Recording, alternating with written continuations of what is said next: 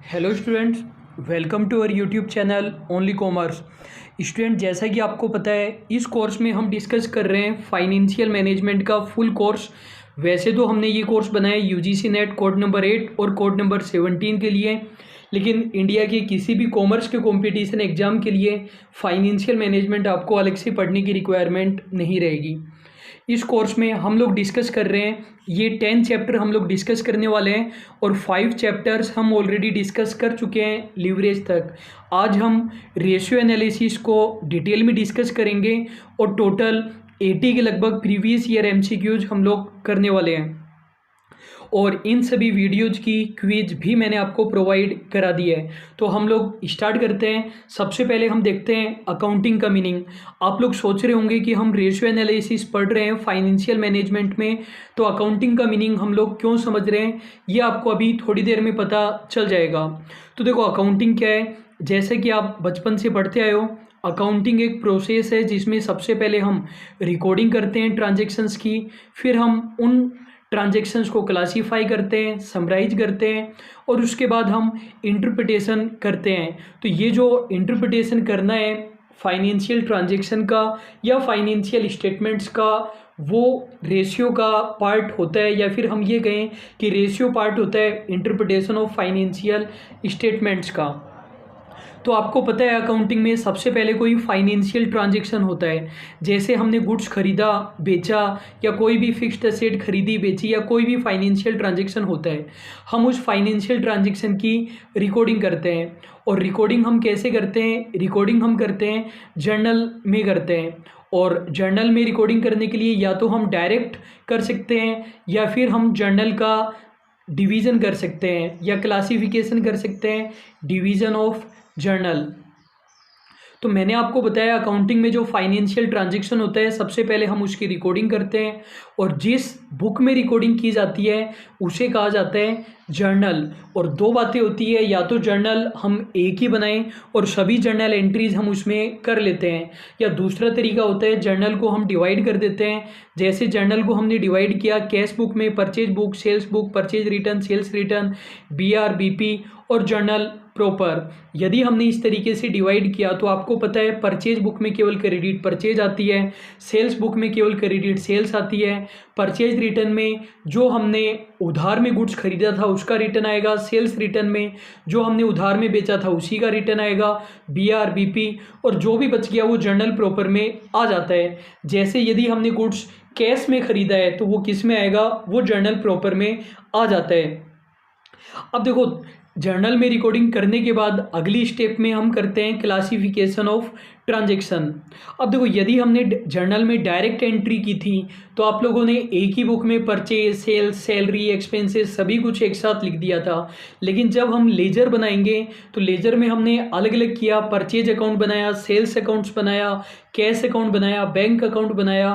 तो वो सभी ट्रांजैक्शन का क्लासिफिकेशन हो गया। परचेज की एंट्री एक जगह आ गई, सेल्स की एंट्री एक जगह आ गई, कैश की एंट्री एक जगह आ गई। तो हमने ट्रांजैक्शंस को क्लासीफाई कर दिया। और यदि हमने जर्नल का सब डिवीज़न पहले किया था तो उसका और भी ज़्यादा क्लासिफिकेशन हो गया। लेकिन आपको ये ध्यान रखना है, जब हम क्लासिफिकेशन वर्ड काम में लेते हैं तो वो हम लेजर के लिए काम में लेते हैं, अकाउंट बनाने को। यदि हमने जर्नल का सब डिवीज़न किया है तो वो भी है तो एक तरीके से क्लासिफिकेशन, लेकिन उसके लिए जर्नली क्लासिफिकेशन वर्ड काम में नहीं लिया जाता है। तो आपने लेजर बनाया, लेजर में हमने सभी अकाउंट बनाए जिनकी भी हमने जर्नल एंट्री की थी, और जो भी अकाउंट का बैलेंस आया, जैसे परचेज अकाउंट का हमारा बैलेंस आया, ऐसे ही सेल्स अकाउंट का हमारा बैलेंस आया, कैश अकाउंट का, बैंक अकाउंट का, उन सभी बैलेंस से हमने ट्रायल बैलेंस बना दिया। कहने का मतलब कि जो भी लेजर हमने बनाए, चाहे कोई भी अकाउंट हो, उसका बैलेंस ट्रायल बैलेंस में आएगा ही आएगा। तो वो सभी बैलेंस हमारे ट्रायल बैलेंस में आ जाएंगे और जो भी हमारे नॉमिनल अकाउंट होते हैं उन्हें हम बंद कर देते हैं। लेकिन ट्रायल बैलेंस में एक बार हम सभी प्रकार के अकाउंट के बैलेंस के लिखते हैं, चाहे वो नॉमिनल अकाउंट हो, चाहे वो रियल अकाउंट हो, चाहे पर्सनल अकाउंट हो। ये नहीं है कि हम पहले ही बंद कर देंगे और ट्रायल बैलेंस में बैलेंस नहीं लिखेंगे। ट्रायल बैलेंस में सभी अकाउंट का बैलेंस आता है, ज़्यादा डिटेल में हम अकाउंटिंग में देखेंगे। और उसी की हेल्प से हम ट्रेडिंग अकाउंट, P&L अकाउंट और बैलेंस शीट बनाते हैं। तो आप लोगों को पता है, देखो ट्रायल बैलेंस है वो पूरी साल का समरी बताता है। हमें बता दिया कि पूरी साल में हमने जो परचेज किया उसका बैलेंस 50,000 है, सेल्स का बैलेंस 70,000 है, तो वो हमें समरी बताता है। इसी तरीके से जो ट्रेडिंग और P&L है वो भी हमें पूरे साल की समरी बताता है। और जो बैलेंस शीट है, यहाँ पर एक बात आप खास नोटिस करना, जो हमारा ट्रेडिंग और P&L होता है वो तो पूरे 1 ईयर के लिए होता है, जबकि जो बैलेंस शीट होती है वो यदि हम 31 मार्च को हमारा अकाउंट क्लोज कर रहे हैं तो 31 मार्च को रात को 11:59 की पोजीशन हमें बता रहे हैं।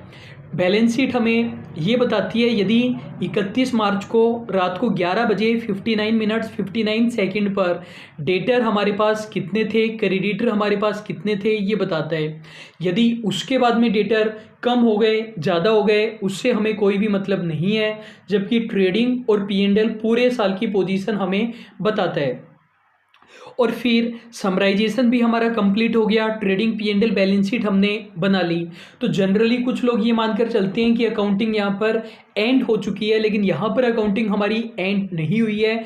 फिर हम उन फाइनेंशियल स्टेटमेंट का एनालिसिस करते हैं और उनका हम इंटरप्रिटेशन करते हैं। तो उनके लिए हम बहुत सारी प्रकार की टेक्निक्स हम काम में लेते हैं। उन टेक्निक्स को मैं अभी आपको बताने वाला हूँ। तो आई होप आपको अकाउंटिंग का मीनिंग बिल्कुल ईजिली क्लियर हो गया है। मैंने आपको बताया अकाउंटिंग में सबसे पहले हम रिकॉर्डिंग करते हैं। तो जैसे ही मैं आपसे पूछूं आप लोग साथ साथ बोलते जाइए। आप मुझे ये बता दीजिए, रिकॉर्डिंग हम जिस बुक में करते हैं उस बुक को क्या कहते हैं? उस बुक को कहा जाता है जर्नल। आप इसको जनरल मत बोलना, जर्नल इसका नाम होता है। और जर्नल के भी दो तरीके होते हैं, या तो हम डायरेक्टली एक ही जर्नल बना सकते हैं या फिर हम जर्नल का भी सब डिवीज़न कर सकते हैं। और सब डिवीज़न हम किन किन बुक्स में करते हैं? सब डिवीज़न हम कर सकते हैं कैश बुक में, purchase book, sales book, purchase return, sales return, BR, BP और जर्नल प्रॉपर में।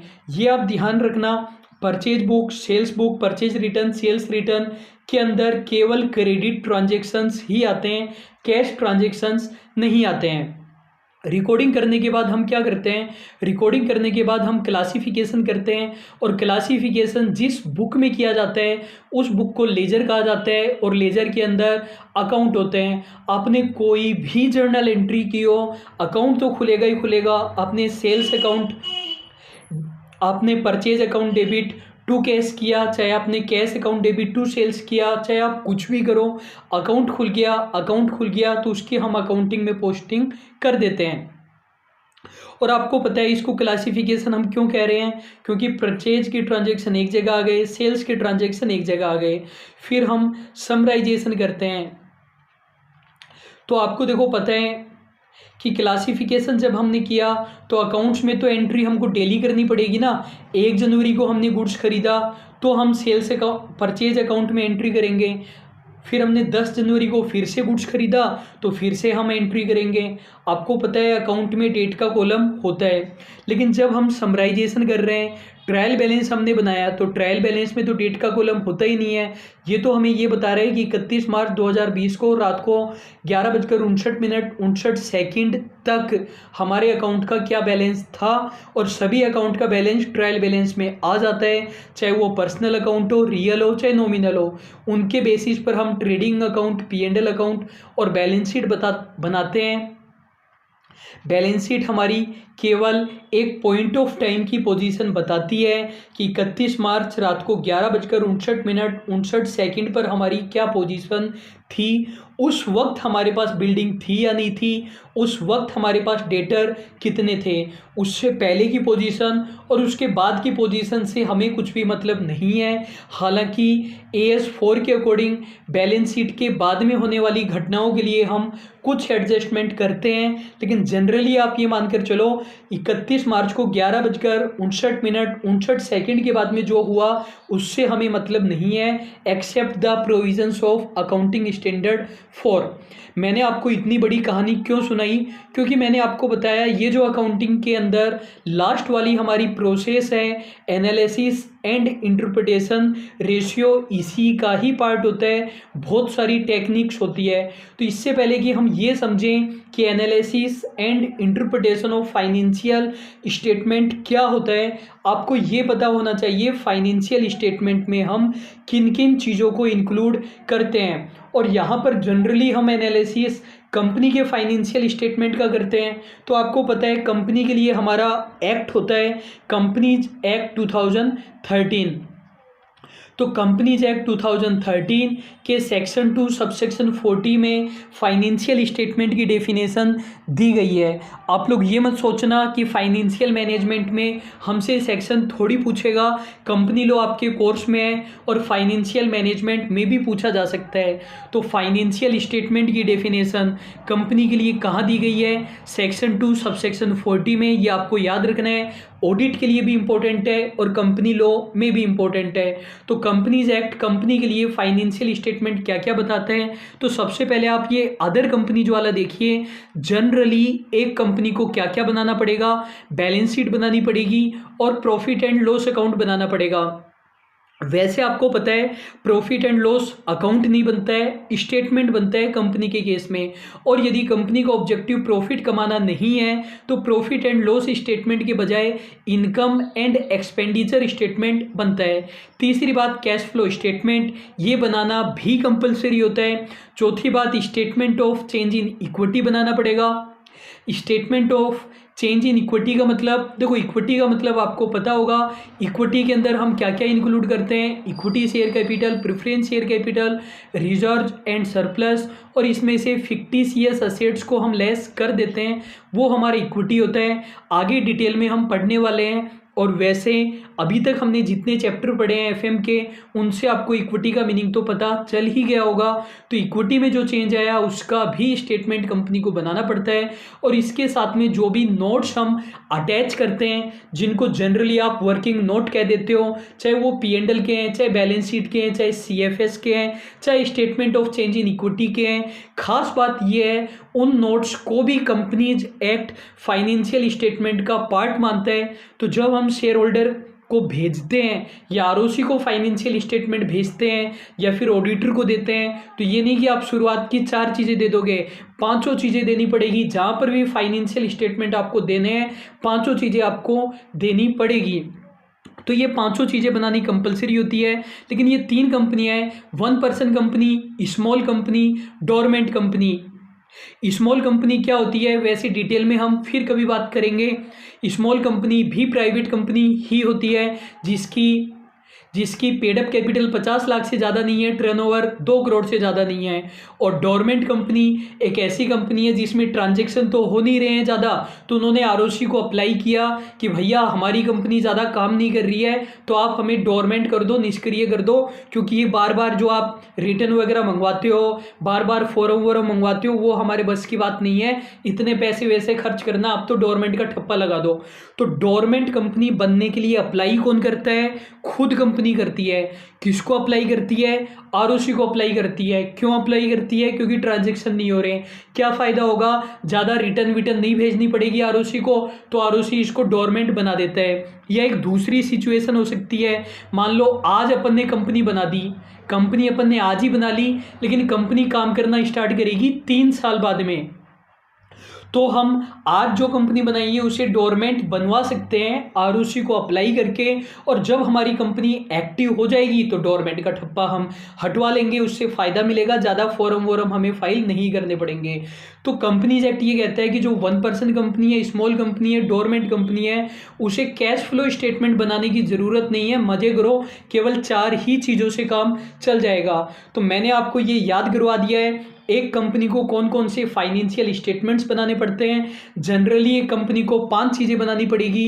क्या क्या बनानी पड़ेगी? P&L, balance sheet, cash flow statement, statement of change in equity, और जो भी साथ में नोट्स लगाए गए हैं। लेकिन जो 1% कंपनी, स्मॉल कंपनी और डोरमेंट कंपनी है, उन्हें कैश फ्लो स्टेटमेंट नहीं बनाना पड़ता है। ये ओरिजिनल डेफिनेशन मैंने आप लोगों के लिए लिख दी है। Financial statement in relation to a company include a balance sheet. और आपको पता है बैलेंस शीट फाइनेंशियल ईयर के एंड की पोजीशन को शो करता है। कंपनी के केस में हम कहें तो 31 मार्च को रात को 11:59 की पोजीशन। और यदि हम P&L की बात करें या फिर कंपनी प्रॉफिट कमाना पर्पज नहीं है, कंपनी सेक्शन 8 कंपनी है, कहने का मतलब NPC कंपनी है, तो जो P&L और इनकम एंड एक्सपेंडिचर अकाउंट है वो पूरे साल का बनेगा। कैश फ्लो स्टेटमेंट भी पूरे साल का बनेगा। Statement of changes in equity भी पूरे साल का बनता है। और जो भी चीज़ें हमने अनेक्स्ट की है वो चीज़ें आ जाएगी। और यहाँ पर प्रोविजो का मतलब एक तरीके से एक्सेप्शन होता है।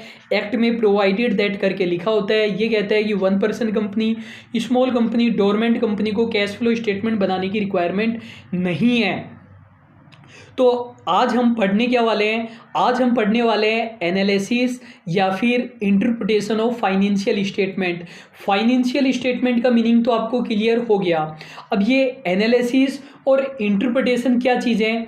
देखो, आपको पता है, पहली बात आपको पता होना चाहिए users of financial statement. Financial statement का मीनिंग तो आपको पता है। इनके यूजर्स कौन कौन होते हैं? इनके बहुत सारे यूजर्स होते हैं। जो कंपनी को लोन देने वाले हैं, चाहे वो बैंक हो चाहे कोई और हो, वो लोग यूजर होते हैं। आपको पता है ना कि जो कंपनी को लोन देंगे उनके लिए फाइनेंशियल स्टेटमेंट की यूटिलिटी क्या है। वो देखेंगे कि कंपनी अच्छा परफॉर्म भी कर रही है कि नहीं कर रही तो वो अपना आइडिया चेंज करेंगे लोन देने के बारे में। इसी तरीके से जो शेयर होल्डर्स है वो देखना चाहते हैं कि कंपनी बढ़िया भी कर रही है कि नहीं कर रही तो अपना स्टॉक वो बेचेंगे। इसी तरीके से एम्प्लॉइज़ है वो भी देखना चाहते हैं, क्योंकि उनको बोनस लेना है, उनको ये देखना है उनकी जॉब सिक्योर भी है या नहीं है। गवर्नमेंट देखना चाहती है, या ज़्यादा बढ़िया रहेगा हम कहें गवर्नमेंट एजेंसीज वो देखना चाहती है, क्योंकि उनको टैक्स भी लेना है और अदर तरीके से भी उनको मॉनिटरिंग करनी है। जो मैनेजमेंट है वो देखता है, क्योंकि मैनेजमेंट को बढ़िया तरीके से चलानी है कंपनी। पब्लिक वो जिनका कुछ लेना देना नहीं है वैसे तो कंपनी से डायरेक्टली, फिर भी वो देखेगी। हम जानना चाहते हैं कि इलेक्ट्रिसिटी कंपनी के लिए कॉस्ट कितनी आ रही है इलेक्ट्रिसिटी की और कितना प्रॉफिट वो ले रहे हैं। वो जो चिल्लाते रहते हैं कि हम लॉस में जा रहे हैं, वो एक्चुअली में लॉस में जा भी रहे हैं कि नहीं जा रहे हैं। तो ये सभी हमारे फाइनेंशियल स्टेटमेंट के यूजर्स होते हैं। और इसके अलावा भी बहुत सारे लोग फाइनेंशियल स्टेटमेंट के यूजर होते हैं। अब आप मुझे एक बात बताइए कि फाइनेंशियल स्टेटमेंट किसने बनाए हैं? फाइनेंशियल स्टेटमेंट तो मैनेजमेंट ने बनाए एक तरीके से। तो ये पॉसिबल है या नहीं है कि मैनेजमेंट झूठी इन्फॉर्मेशन प्रोवाइड कर दे? बिल्कुल पॉसिबल है, और इसको हम विंडो ड्रेसिंग कहते हैं। विंडो ड्रेसिंग का मतलब जो हमारी कंपनी की पोजीशन है उससे बेटर पोजीशन हम शो कर देते हैं, झूठी इन्फॉर्मेशन हम शो कर देते हैं, उसको हम विंडो ड्रेसिंग कहते हैं। तो हमारी ये कोशिश रहती है कि फाइनेंशियल स्टेटमेंट को बिल्कुल इंडिपेंडेंट तरीके से और ज़्यादा बढ़िया तरीके से हम समझें, उसके बाल की खाल हम निकालें, बिल्कुल डिटेल में हम जाएं। तो इसलिए हम फाइनेंशियल स्टेटमेंट का इंटरप्रिटेशन करते हैं, एनालिसिस करते हैं। तो आई होप आपको फाइनेंशियल स्टेटमेंट के इंटरप्रिटेशन या एनालिसिस का मीनिंग आपको समझ में आ चुका है। फाइनेंशियल स्टेटमेंट के इंटरप्रिटेशन का मतलब है जो फाइनेंशियल स्टेटमेंट है उनको हम और ज़्यादा डिटेल में जाकर समझना चाहते हैं, जिससे कि हम बढ़िया डिसीजन ले सकें। अब फाइनेंशियल स्टेटमेंट के इंटरप्रिटेशन की जो टेक्निक्स है वो हम देखते हैं। तो ये टेक्निक्स के टाइप्स हैं और ये टेक्निक्स के एग्जाम्पल्स है। अब आपको ये छोटे बच्चों वाली बेवकूफ़ी नहीं करनी है कि जो आपने एग्जाम्पल में लिखे हैं वो तो टाइप होते हैं, इससे कोई फ़र्क नहीं पड़ता है। बस हमें इन चीज़ों का मीनिंग पता होना चाहिए। तो आप मुझे बता दीजिए, डायरेक्टली इनके क्वेश्चन आते हैं। एक्सटर्नल एनालिसिस या एक्सटर्नल इंटरप्रिटेशन क्या होता है?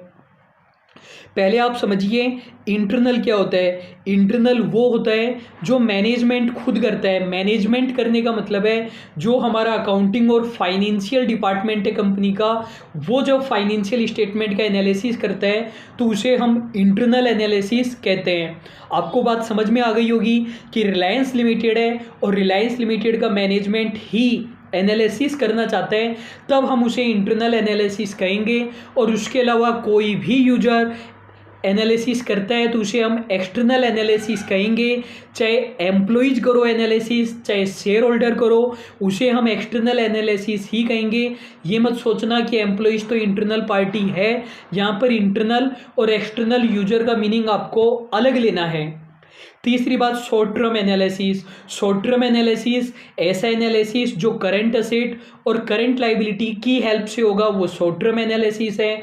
और जो नॉन करंट असेट और नॉन करंट लाइबिलिटी के आइटम्स की हेल्प से होता है, वो लॉन्ग टर्म एनालिसिस है।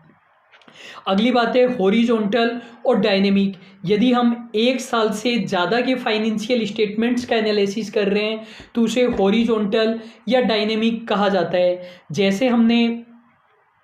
जैसे हमने देखा कि 2020 में हमारी सेल कितनी थी, 2021 में कितनी थी, 2022 में कितनी है, तो वो हॉरिजॉन्टल या डायनेमिक एनालिसिस कहलाता है। और आपको लग भी रहा है कि ये हॉरिजॉन्टल है। और यदि हम एक ही साल की इंफॉर्मेशन एनालिसिस कर रहे हैं तो उसे हम वर्टिकल एनालिसिस कहते हैं। जैसे आपने करंट रेशियो कैलकुलेट किया तो आपने current asset upon current liability, current asset भी आपने इसी साल के एंडिंग पीरियड के लिए है और करंट लाइबिलिटी भी आपने इसी साल के एंडिंग पीरियड के लिए है। तो ये हमारा वर्टिकल या स्टैटिक एनालिसिस हो गया। तो आपको समझ में आ गया होगा। अब हम देखते हैं, एक बार शॉर्ट में इसको फिर से देख लेते हैं। एक्सटर्नल एनालिसिस एक्सटर्नल यूजर करते हैं। इंटरनल एनालिसिस हमारी ही कंपनी का फाइनेंशियल और अकाउंटिंग डिपार्टमेंट करता है। इनके अलावा जो भी लोग करेंगे वो एक्सटर्नल एनालिसिस है, चाहे एम्प्लॉयज करो चाहे share holder. Short term analysis current asset और करंट लाइबिलिटी के आइटम्स से होता है। और लॉन्ग टर्म वाला non current asset non current liability की हेल्प से होता है। हॉरिजॉन्टल वाला एक साल से ज़्यादा की इन्फॉर्मेशन से होता है और वर्टिकल वाला एक साल की इन्फॉर्मेशन से होता है। एक एडवाइस जो मैं आपको हर वीडियो में बार बार देता हूँ, आप लोगों को रटना नहीं है। यदि आप लोगों को रटना है तो आपने गलत कोर्स परचेज कर लिया है। आप लोगों को समझना है, डिटेल में जाना है, आपको एक तरीके से पोर्टफोलियो मैनेजर के रूप में सोचना है। अब हम देखते हैं कि ये 9 प्रकार की टेक्निक्स होती है। Statement of change in working capital, आप लोग फंड फ्लो स्टेटमेंट में ये पढ़ते होंगे और जब हम फंड फ्लो पढ़ेंगे तब हम इसको डिटेल में पढ़ेंगे। ब्रेक इवन पॉइंट आप लोगों ने कॉस्टिंग में पढ़ा है, कॉस्टिंग में हम डिटेल में पढ़ेंगे। फंड फ्लो आपको पता है क्या होता है, कैश फ्लो आपको पता है, एवरेज एनालिसिस आपको पता है और रेशियो एनालिसिस भी आपको पता है। जैसे मान लीजिए हमारी कंपनी का GP ratio, gross profit ratio आ रहा है 20%। हमारी कंपनी का ग्रॉस प्रॉफिट रेशियो कितना आ रहा है, 20% आ रहा है। अब मान लीजिए 4 साल का हम देखें तो कितना कितना आ रहा है, 20%, 30%, 25% और 20%। ये मैंने आपको 4 साल का हमारा ग्रॉस प्रॉफिट रेशियो बताया। कितना कितना मैंने बताया, 20%, 30%, 25% और 20%। तो रेशियो यदि हम निकालें, चारों को प्लस करके हमने 4 से डिवाइड किया तो 23.75। तो एवरेज हमारा कितना आ गया, 23.75। ये हमारा एवरेज हो गया। ये आप समझ चुके हो एवरेज का मतलब। अब हम इस एवरेज का क्या करेंगे, आप एवरेज को कंपेयर कर सकते हो पिछली सालों से। पिछले सालों में देखो हमारा कितना रह रहा है, 20, 25 इतना रह रहा है। तो ज़्यादा फ्लैक्चुएशन है क्या, नहीं है। और इसको आप कंपेयर कर सकते हो अदर फर्म से, कहने का मतलब इंडस्ट्री के एवरेज से। इंडस्ट्री का मान लो जीपी रेशियो का एवरेज आ रहा है 30%, तो हमारा कम आ रहा है, तो हम देखेंगे कि क्या कमी है। और इसी तरीके से ये चीज़ ऑडिटर के भी काम में आ सकती है। जब इंडस्ट्री का 30 आ रहा है और हमारा 23.75, तो हो सकता है कंपनी ने प्रॉफिट कम शो किया हो। तो ये चीज़ें इस तरीके से इंपॉर्टेंट रहती है। इस तरीके से हम एनालिसिस करते हैं। अब देखो ट्रेंड एनालिसिस क्या होता है, जब हम हमारी कंपनी के रेशियोज या एवरेज या इंफॉर्मेशंस को पिछली सालों से कंपेयर करते हैं तो वो ट्रेंड एनालिसिस होता है। हम ये कह सकते हैं ट्रेंड एनालिसिस का मतलब हॉरिजॉन्टल या डायनेमिक एनालिसिस होता है। यहाँ पर हम कंपेयर कर रहे हैं हमारी कंपनी की ये जीपी रेशियो को कि 20, 30, 25, 20 है, तो ये हम ट्रेंड देख रहे हैं। या 23.75 को पिछले सालों से देख रहे हैं, तो ये हम ट्रेंड देख रहे हैं। और हम इंडस्ट्री से या अदर फर्म से भी कंपेयर कर सकते हैं, वो हम जनरली एवरेज वगैरह में करते हैं। अगली बात, कॉम्पेरेटिव फाइनेंशियल स्टेटमेंट, इसके अंदर दोनों ही चीज़ें हैं। पिछले सालों से कंपेयर कर सकते हो तो ट्रेंड हो जाएगा, और फर्म या इंडस्ट्री से भी आप कंपैरिजन कर सकते हैं। तो आई होप आपको इन सभी का मीनिंग बिल्कुल ईजिली समझ में आ चुका है। अब हम कॉमन साइज फाइनेंशियल स्टेटमेंट के बारे में थोड़ा सा समझ लेते हैं। वैसे आपने 12th क्लास में ये समझा है। तो कॉमन साइज फाइनेंशियल स्टेटमेंट में क्या होता है, हम किसी फिगर को बेस फिगर के रूप में लेते हैं, और बेस के जिस चीज़ को हम बेस मान रहे हैं उसको हम 100% मान लेते हैं। और बेस हम किसको मानेंगे, यदि P&L अकाउंट है तो सेल्स को हम बेस मान लेंगे, मतलब सेल्स को 100 मान लेंगे। और बैलेंस शीट है तो जनरली हम टोटल असेट्स को बेस मान लेते हैं, टोटल असेट को हम 100 मान लेंगे। और जो कॉमन साइज फाइनेंशियल स्टेटमेंट है वो भी वर्टिकल या हॉरिजॉन्टल हो सकते हैं। हॉरिजॉन्टल 1 साल से ज़्यादा, मतलब कंपनी के पिछले ईयर्स से कंपैरिजन किया जा रहा है, और वर्टिकल में 1 ही साल, मतलब इंडस्ट्री या अदर फर्म से हम कंपैरिजन कर रहे हैं। जैसे आप देखिए, ये मैंने बनाया है vertical common size income statement. Vertical है तो 1 ही साल की इन्फॉर्मेशन है। ये जो सेल्स थी हमारी 18 लाख, इसको हमने 100% मान लिया। ये हमारी COGS है 16,50,000, कहने का मतलब 91.7%। ये आपको पता चल गया होगा 91.7% कहाँ से आए, ये कैसे आएंगे। हमारे जो 16,50,000 हैं डिवाइडेड बाय 18 लाख इंटू 100, तो ये हमारा 91.7% आ जाएगा। कहने का मतलब हर चीज़ को हमें सेल्स के परसेंटेज के रूप में देखना है। GP हमारा 1.5 लाख है तो 1.5 lakh divided by 18 lakh into 100। Selling expenses 50,000 है तो 50,000 डिवाइडेड बाय 18 लाख इंटू 100। तो हर चीज़ को हम सेल्स के परसेंटेज के रूप में देख रहे हैं। ये हमारा common size vertical income statement हो गया। इसी तरीके से vertical common size balance sheet हमारी हो सकती है।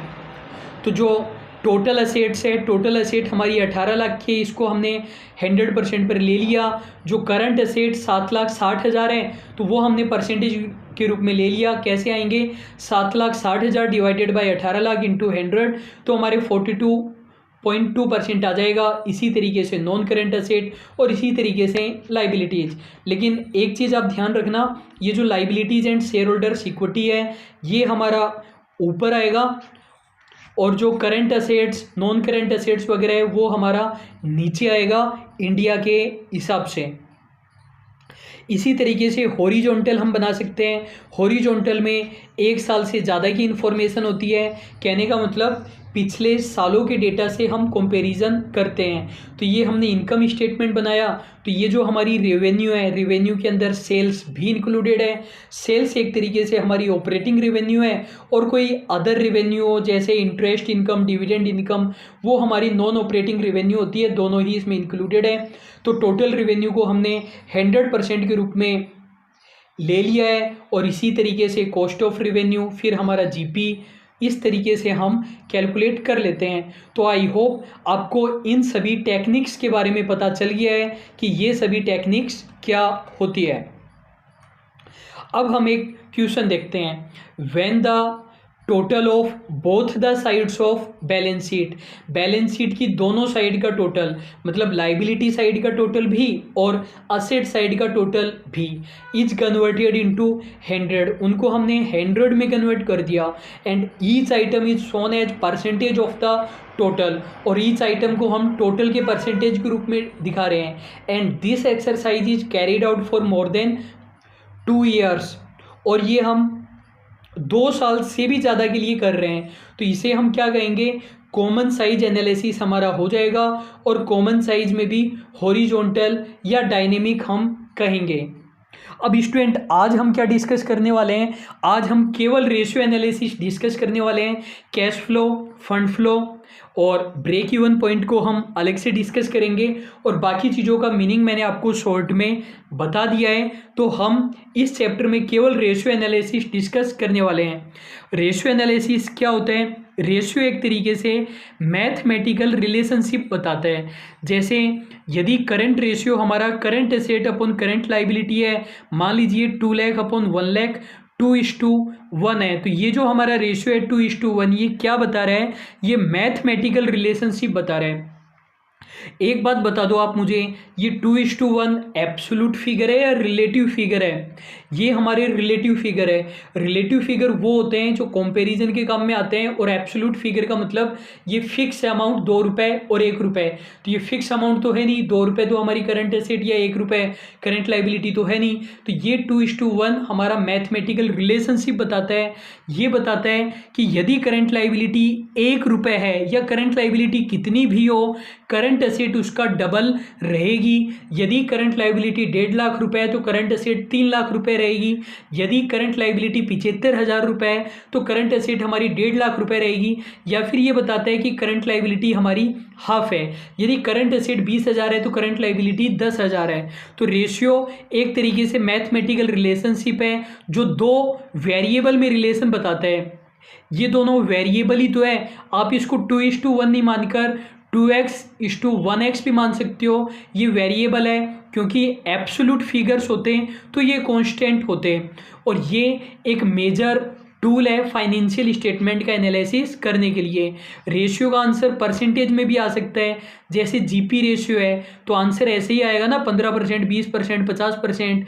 टाइम्स में भी आ सकता है। हम यहाँ पर ये कह सकते हैं कि हमारा जो करंट रेशियो है वो 2 टाइम्स है, मतलब करंट एसेट 2 टाइम्स है करंट लाइबिलिटी की। प्रपोर्शन में भी आ सकता है, 2:1 प्रपोर्शन बताता है। फ्रैक्शन में भी आ सकता है। हम ये कह सकते हैं कि जो हमारी करंट एसेट, जो हमारा करंट रेशियो है वो 2:1 है। और एब्सोल्यूट फिगर्स में भी आ सकता है। जैसे हम कह सकते हैं कि हमारी ईपीएस ₹2 पर शेयर है, तो एब्सोल्यूट फिगर में भी आ सकता है। क्वेश्चन देखिए, ratio analysis is one of the tool for assessing the financial performance of an organisation. Ratio analysis एक टूल है फाइनेंशियल परफॉर्मेंस को असेस करने के लिए। ये सही बात है या गलत बात है? बिल्कुल ट्रू हमारी बात है।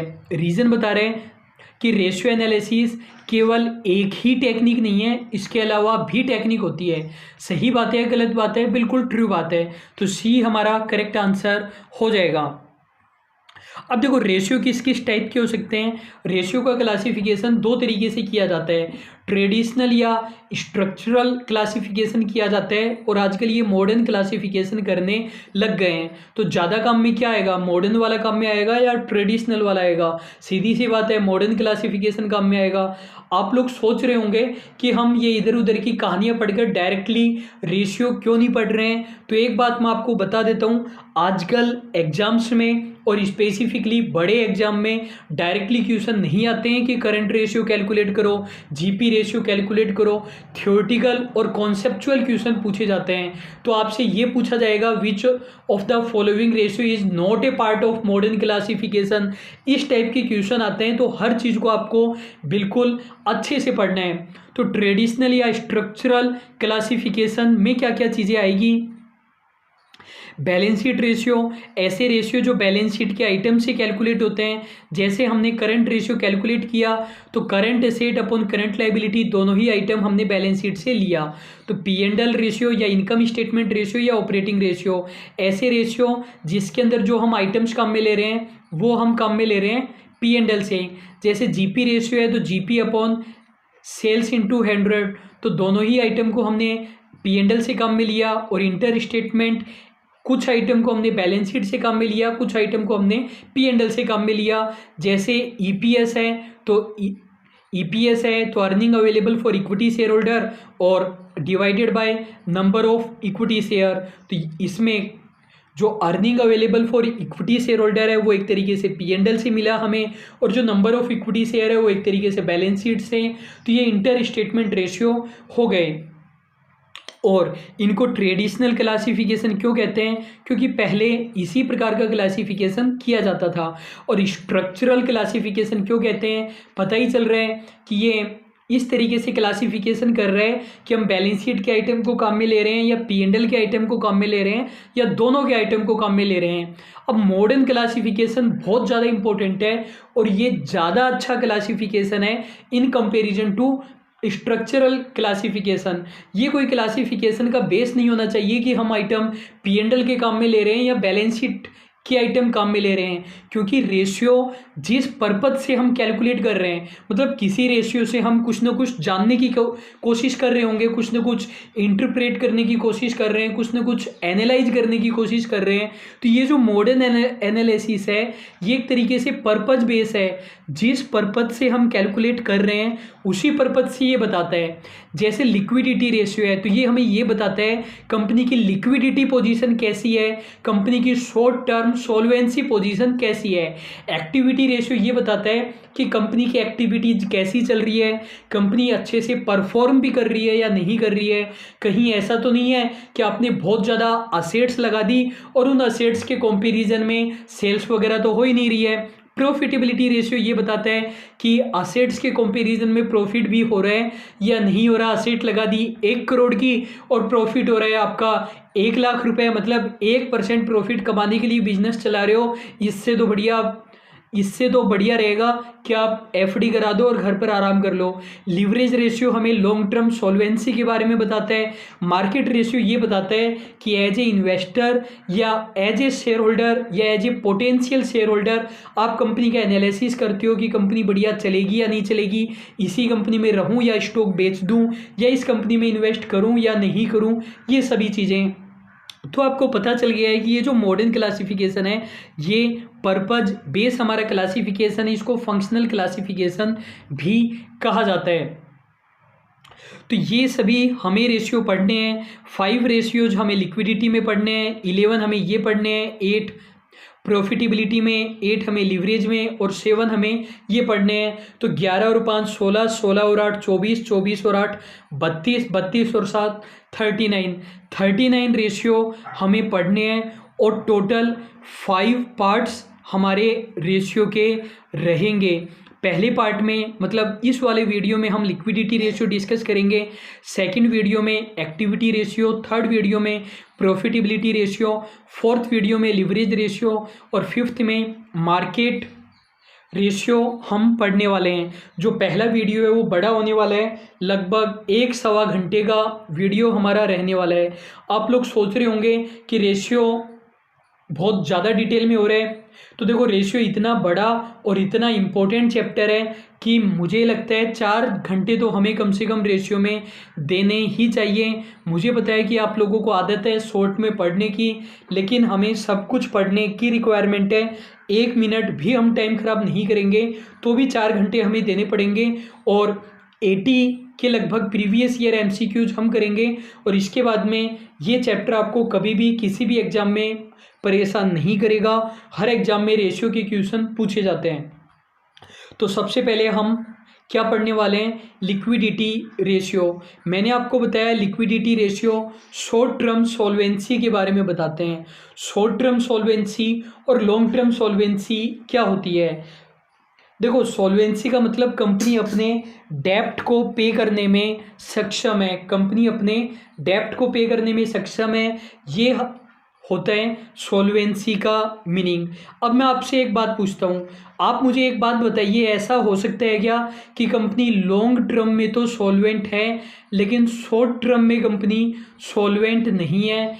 ऐसा हो सकता है या नहीं हो सकता? आप मुझे एक बात बताइए। देखो बिल्कुल हो सकता है।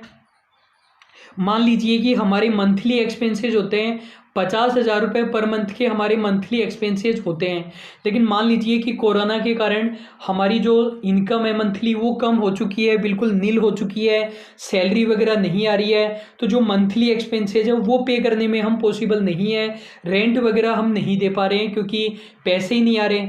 लेकिन हमारे पास बहुत सारी एसेट है, बिल्डिंग्स है हमारे पास में, तो बहुत सारी एसेट्स है हमारे पास में, तो सामने वाला ये तो नहीं कह सकता कि आप इंसॉल्वेंट हो जाओगे, आपके पास पैसा ही नहीं है।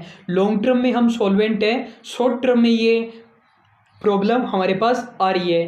तो ये हो सकता है कि लॉन्ग टर्म में हम सॉल्वेंट हो, शॉर्ट टर्म में सॉल्वेंट नहीं हो, या इसका ऑपोजिट भी हो सकता है कि शॉर्ट टर्म में तो हम सॉल्वेंट है लेकिन लॉन्ग टर्म में हम सॉल्वेंट है ही नहीं, ये भी हो सकता है। मान लीजिए कि हमारे मंथली एक्सपेंसेस केवल 10,000 रुपये पर मंथ है और जो हमारी इनकम है मंथली वो है 50,000 रुपये पर मंथ, वो हमारी मंथली इनकम है। तो शॉर्ट टर्म में हम एक्सपेंसेस को इजीली बियर कर सकते हैं।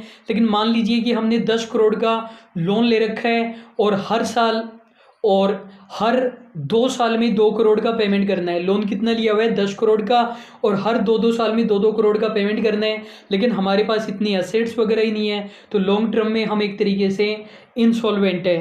तो लिक्विडिटी रेशियो केवल शॉर्ट टर्म वाली सॉल्वेंसी को मेजर करेंगे, लॉन्ग टर्म वाली सॉल्वेंसी को मेजर नहीं करेंगे। लॉन्ग टर्म वाली सॉल्वेंसी के लिए अलग से रेशियो, कैपिटल स्ट्रक्चर रेशियो को हम डिस्कस करेंगे। तो आपको मीनिंग समझ में आ चुका है, फॉर्मूला रटना नहीं है, हमें हर रेशियो का पर्पज समझना है। ये 5 रेशियो हमें पढ़ने हैं। तो सबसे पहले हम पढ़ने वाले हैं करंट रेशियो। करंट रेशियो का फॉर्मूला हमारा होता है current asset upon current liability. तो यदि करंट एसेट हमारी 5 लाख है, करंट लाइबिलिटी हमारी 2.5 है, 2.5 लाख है, तो आंसर हमारा आ जाएगा 2.5:1। आप इसको 2.5 टाइम्स भी कह सकते हो, आप इसको 2.5:1 भी कह सकते हो। इससे पहले कि हम इसका और एनालिसिस करें, पहले हम एक एग्जांपल देख लेते हैं। लेकिन आपको पहले ये पता होना चाहिए करंट एसेट्स क्या होती है और करंट लाइबिलिटी क्या होती है। करंट एसेट्स ऐसी एसेट्स हैं जिनके लिए हम एक्सपेक्ट कर रहे हैं, और एक्सपेक्ट हम कब कर रहे हैं? ईयर एंड पर एक्सपेक्ट कर रहे हैं कि 1 साल के अंदर अंदर या तो ये कैश में कन्वर्ट हो जाएगी या फिर इनको ये किसी अदर तरीके से डिस्पोज हो जाएगी। आप बोलोगे कि ये आप कुछ ज़्यादा ही कठिन करके बता रहे हो डेफिनेशन को, आसान भाषा में कहो ना कि करंट एसेट ऐसी एसेट है जो 1 साल में कैश में कन्वर्ट हो जाएगी। मैंने जो बताया उसको आप ध्यान से सोचना तो आपको पता चलेगा। करंट एसेट ऐसी एसेट है जिनके लिए हम एक्सपेक्ट कर रहे हैं कि वो 1 साल के अंदर अंदर या तो कैश में कन्वर्ट हो जाएगी या फिर वो डिस्पोज हो जाएगी। और ये हम एक्सपेक्टेशन कब कर रहे हैं? ईयर एंड पर एक्सपेक्ट कर रहे हैं। जैसे मान लीजिए कि हमारी बैलेंस शीट में स्टॉक बताया गया है, गुड्स का स्टॉक बताया गया है 50,000 रुपये का। अब आप मुझे ये बताइए, गुड्स के लिए जनरली आप क्या मानकर चलते हो कि ये जो गुड्स है ये 1 साल में बिक जाएगा कि नहीं बिक जाएगा? बिल्कुल ईजिली बिक जाएगा। और 1 साल तो बहुत ज़्यादा है, 15-20 दिन में ही बिक जाना चाहिए। ऐसा तो कोई बिजनेसमैन होता नहीं है कि 2-3 साल का गुड्स एक साथ खरीद ले। तो ये हमने माना। अब मुझे आप एक बात बता दो कि गुड्स ऐसा है कि 2 साल में 5 साल हो गए बिक ही नहीं रहा, मतलब आउटडेटेड स्टॉक है, कपड़ों की हमारी दुकान है या फिर मोबाइल वगैरह की दुकान है, नहीं बिक रहा, 2 साल हो गए, 3 साल हो गए, 4 साल हो गए, नहीं बिक रहा। तो आप इसको फिक्स्ड एसेट मानने लग जाओगे क्या अगली साल की बैलेंस शीट में, या करंट एसेट ही मानोगे? अगली साल की बैलेंस शीट में भी इसको करंट एसेट ही मानना पड़ेगा। क्योंकि देखो यहाँ पर हमने माना था, मान लीजिए कि 31 मार्च 2020 को हमने माना था कि ये गुड्स 1 साल में तो बिक ही जाएगा। अब अगली साल की बात है 31 मार्च 2021 को, ये गुड्स तो नहीं बिका, लेकिन अब हम फिर से मानकर चल रहे हैं कि 1 साल में बिक जाएगा, तो फिर से करंट एसेट हमें मानना पड़ेगा। तो हम केवल यहाँ पर हम केवल एक्सपेक्ट करते हैं कि 1 साल के अंदर अंदर करंट एसेट कैश में कन्वर्ट हो जाएगी। हो सकता है 10 साल में भी कैश में कन्वर्ट नहीं हो। और दूसरी बात, जरूरी है क्या कैश में ही कन्वर्ट होगी? यहाँ पर देखो स्टॉक था, कैश में कन्वर्ट हो जाएगा, बढ़िया बात है। डेटर है, कैश में कन्वर्ट हो जाएगा। मान लो WIP होता तो कैश में थोड़ी कन्वर्ट होता, वो तो स्टॉक में कन्वर्ट होता। और डेटर भी हो सकते हैं डूब जाए तो वो भी एक तरीके से डिस्पोज हो रहे हैं ना। तो सही डेफिनेशन आप क्या बोलोगे करंट एसेट की? Current assets are those assets for which we expect that these will be converted into cash और will dispose of in any other way within coming 12 months. और करंट लाइबिलिटी भी इसी तरीके से हो जाएगी, ऐसी लाइबिलिटी जिनके लिए हम एक्सपेक्ट कर रहे हैं कि अगले 12 महीने में या तो हम पे कर देंगे या अदर किसी तरीके से इनका सेटलमेंट हो जाएगा, डिस्पोज हो जाएगी। और आपको ये पता है करंट एसेट में ये सभी चीज़ें आ जाएगी। स्टॉक के अंदर फिनिश गुड्स, WIP और रॉ मटेरियल सभी आ जाएगा। Debtors, cash, bank, prepaid expenses, marketable securities. Marketable security का मतलब है हमने दूसरी कंपनियों के शेयर, डिवेंचर, ट्रेजरी बिल्स वगैरह ये सब चीज़ें परचेज कर रखी है। Prepaid expenses, accrued income, bills receivable, ये सभी चीज़ें। करंट लाइबिलिटी के अंदर creditor, BP, bank overdraft, cash credit. अब मुझे ये बता दीजिए बैंक ओवरड्राफ्ट और कैश क्रेडिट में क्या अंतर होता है। बैंक ओवरड्राफ्ट जनरली अनसिक्योर्ड होता है और कैश क्रेडिट पर हमारे गुड्स का फ्लोटिंग चार्ज होता है। कहने का मतलब यदि हम बैंक को ओवरड्राफ्ट का पेमेंट नहीं करेंगे तो बैंक हमारा स्टॉक उठाकर ले जाएगा। यदि ओवरड्राफ्ट अनसिक्योर्ड है तो उसे ओवरड्राफ्ट कहेंगे, और यदि ओवरड्राफ्ट सिक्योर्ड है, हमने हमारे गुड्स को गिरवी रखा हुआ है, तो उसे कैश क्रेडिट कहते हैं। लेकिन ये ध्यान रखना, यहाँ पर गुड्स को गिरवी रखने का मतलब ये नहीं है कि हमने बैंक को हमारा गुड्स दे दिया है। गुड्स हमारे पास ही है, उसको हम बेचते रहेंगे, नया खरीदते रहेंगे। जब हम पेमेंट नहीं करेंगे तब वो जो फ्लोटिंग चार्ज है वो फिक्स चार्ज में कन्वर्ट हो जाता है। Outstanding expenses, unearned income, current maturity of long term डेप्ट, ये लास्ट वाली क्या चीज़ है। मान लीजिए 10 करोड़ का हमने लोन ले रखा है और हर साल 1 करोड़ का पेमेंट करना है 10 इंस्टॉलमेंट में। लोन कितने का ले रखा है, 10 करोड़ का। पेमेंट कैसे करोगे, 10 इंस्टॉलमेंट में, हर साल 1-1 करोड़ का पेमेंट करना है। तो ये जो 1 करोड़ रुपए है ना, ये करंट लाइबिलिटी है, क्योंकि अगले 1 साल के अंदर अंदर हमें पेमेंट करना है। अब एक एग्जाम्पल आप लोग देख लीजिए। ये हमारी बैलेंस शीट है और आपको कैलकुलेट क्या करना है, करंट रेशियो हमें कैलकुलेट करना है। फॉर्मूला हो जाएगा current asset upon current liability. Current asset के अंदर आप क्या क्या लोगे, debtor, cash, bank, BR, stock, prepaid expenses. कहने का मतलब बस फिक्स्ड एसेट नहीं लेनी, इसके अलावा सब कुछ लेना है। टोटल कितना है हमारा 32 लाख। 32 लाख में से 27 लाख आप हटा दो तो कितनी आ जाएगी करंट एसेट, 5 लाख। या फिर आप चाहो तो इन सभी का टोटल भी लगा सकते हो। और करंट लाइबिलिटी के अंदर क्या क्या आएगा, इक्विटी शेयर कैपिटल नहीं आएगी, preference share capital, reserve and surplus, debenture, ये सभी चीज़ें नहीं आएगी। क्रेडिटर्स, आउटस्टैंडिंग एक्सपेंसेज और बैंक ओडी आ जाएगा। ये तीन सभी चीज़ें मतलब 2 लाख रुपए आ जाएगा। तो आंसर हमारा कितना आ जाएगा, 2.5:1। तो ये हमारा रेशियो हो जाएगा। अब आप ध्यान से सुनना, जो बात मैं कहना चाहता हूँ, करंट रेशियो हमें किस बारे में बताता है। करंट इस 2.5:1 पर आप फोकस करना। करंट रेशियो ये बता रहा है हमारी कंपनी का कि हमारी करंट एसेट करंट लाइबिलिटी से 2.5 गुना है। तो यदि कोई पर्सन हमें ये कहे कि पता नहीं भैया कि आपकी कंपनी पे भी कर पाएगी या नहीं कर पाएगी, बर्बाद तो नहीं हो जाएगी, हमारी सैलरी दे पाओगे या नहीं दे पाओगे, तो उन्हें हम क्या कहेंगे कि जो हमारी करंट लाइबिलिटी है ना उससे 2.5 गुना है।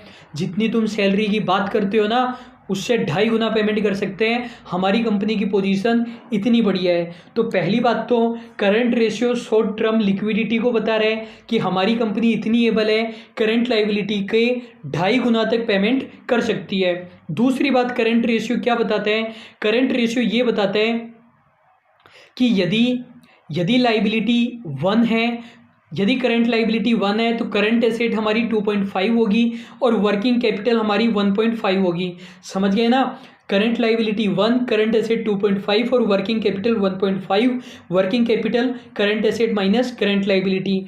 अब यदि मैं इन तीनों में से एक अमाउंट आपको बता दूं तो बाकी की 2 चीज़ें आप कैलकुलेट कर सकते हो ना। जैसे मान लीजिए करंट एसेट मैं आपको बता देता हूं कि 50,000 है, तो आप कैलकुलेट कर सकते हो। अब जिन स्टूडेंट ने रेशियो अच्छे से नहीं पढ़ा हुआ है वो पहले ये फॉर्मूला रखते हैं फिर वैल्यू पुट करते हैं। ऐसे आपको बच्चों के जैसे नहीं करना है। आपको पता है करंट रेशियो हमें कितना दे रखा है, ये करंट रेशियो हमें दे रखा है 2.5 और करंट एसेट हमें कितना दे रखा है 50,000। अब हमें कैलकुलेट करना है, मान लीजिए वर्किंग कैपिटल हमें कैलकुलेट करना है। तो आप मुझे एक बात बता दीजिए, वर्किंग कैपिटल कितने के इक्विवेलेंट है। वर्किंग कैपिटल 1.5 के इक्विवेलेंट हो जाएगी ना। जब करंट एसेट 2.5 है तो करंट लाइबिलिटी हमारी 1 हो गई और 2.5 माइनस 1 मतलब वर्किंग कैपिटल 1.5 है। अब देखो बिल्कुल सीधा सा है, 2.5 के बराबर क्या है, 50,000 है, तो 1 के बराबर क्या होगा, 1 के बराबर हो जाएगा 50,000 डिवाइडेड बाय 2.5 और 1.5 के बराबर क्या होगा, 50,000 डिवाइडेड बाय 2.5 इस टू 1.5। इस तरीके से हम कैलकुलेट कर सकते हैं। ये हमारी वर्किंग कैपिटल आ जाएगी 50,000 डिवाइडेड बाय 2.5 इस टू 1.5। और इसी तरीके से यदि हमें कैलकुलेट करना हो करंट लाइबिलिटी तो 50,000 डिवाइडेड बाय 2.5 तो 1 की वैल्यू आ जाएगी हमारी। अभी जब हम और क्वेश्चन करेंगे तब आपको और ज़्यादा अच्छे से क्लियर हो जाएगा। दूसरी बात है, दूसरा हमारा रेशियो है क्विक रेशियो, इसे ही लिक्विड रेशियो भी कहा जाता है। एसिड टेस्ट रेशियो भी कहा जाता है। दो चीज़ें होती है, एक होता है एब्सोल्यूट क्विक रेशियो या एब्सोल्यूट लिक्विड रेशियो या एब्सोल्यूट एसिड टेस्ट रेशियो, और एक होता है नॉर्मल वाला क्विक लिक्विड या एसिड टेस्ट रेशियो। तो नॉर्मल वाला क्विक लिक्विड या एसिड टेस्ट रेशियो का फॉर्मूला क्या होता है, quick asset upon current liability. तो करंट लाइबिलिटी तो हमारी वही रहेगी, लेकिन क्विक एसेट का फॉर्मूला चेंज हो जाएगा। आप लॉजिक समझिए। पहली बात, क्विक एसेट में हम क्या लेंगे, करंट एसेट में से स्टॉक और प्रीपेड एक्सपेंसेस आपको नहीं लेने हैं। मतलब करंट एसेट में आप जो भी चीज़ें लेते थे, दो चीज़ें मत लेना, एक तो आप स्टॉक मत लेना, एक प्रीपेड एक्सपेंसेस मत लेना। और करंट लाइबिलिटी तो वो हो ही जाएगी। और अब आप लॉजिक पूछोगे कि ये स्टॉक और प्रीपेड एक्सपेंसेस क्यों नहीं ले रहे हैं। तो लॉजिक ये है, तो जो हम करंट एसेट ले रहे थे करंट रेशियो में, आप मुझे एक बात बताइए, आज ही अगर हमारी कंपनी बंद हो जाए, कंपनी आज ही बंद हो गई मान लो, तो ये जो करंट एसेट्स हैं इनका पैसा आज की आज कलेक्ट कर लोगे क्या? आप मुझे ये बताओ कि हमें ये जो हमारी करंट एसेट थी पिछले वाले एग्जाम्पल में कितनी थी हमारी, 5 लाख। इन 5 लाख रुपए हाथों हाथ आप कलेक्ट कर लोगे क्या? तो देखो, आज की आज कलेक्ट नहीं होंगे। तो ये बोलता है कि जो स्टॉक है वो हो सकता है बिके या नहीं भी बिक पाए। जो प्रीपेड एक्सपेंसेज है वो जनरली हमें रिटर्न नहीं मिलेगा। जैसे आपने मुझे एडवांस दे रखे हैं और आधे पैसे आपके मान लो एडवांस है, आधे की मैं आपको सर्विसेज दे चुका, तो पैसे वापस थोड़ी मिलेंगे, वो तो बाकी की सर्विसेज मिलेगी। तो ये जो स्टॉक है वो हो सकता है बिके या नहीं बिके, और प्रीपेड एक्सपेंसेज के भी पैसे वापस नहीं आएंगे।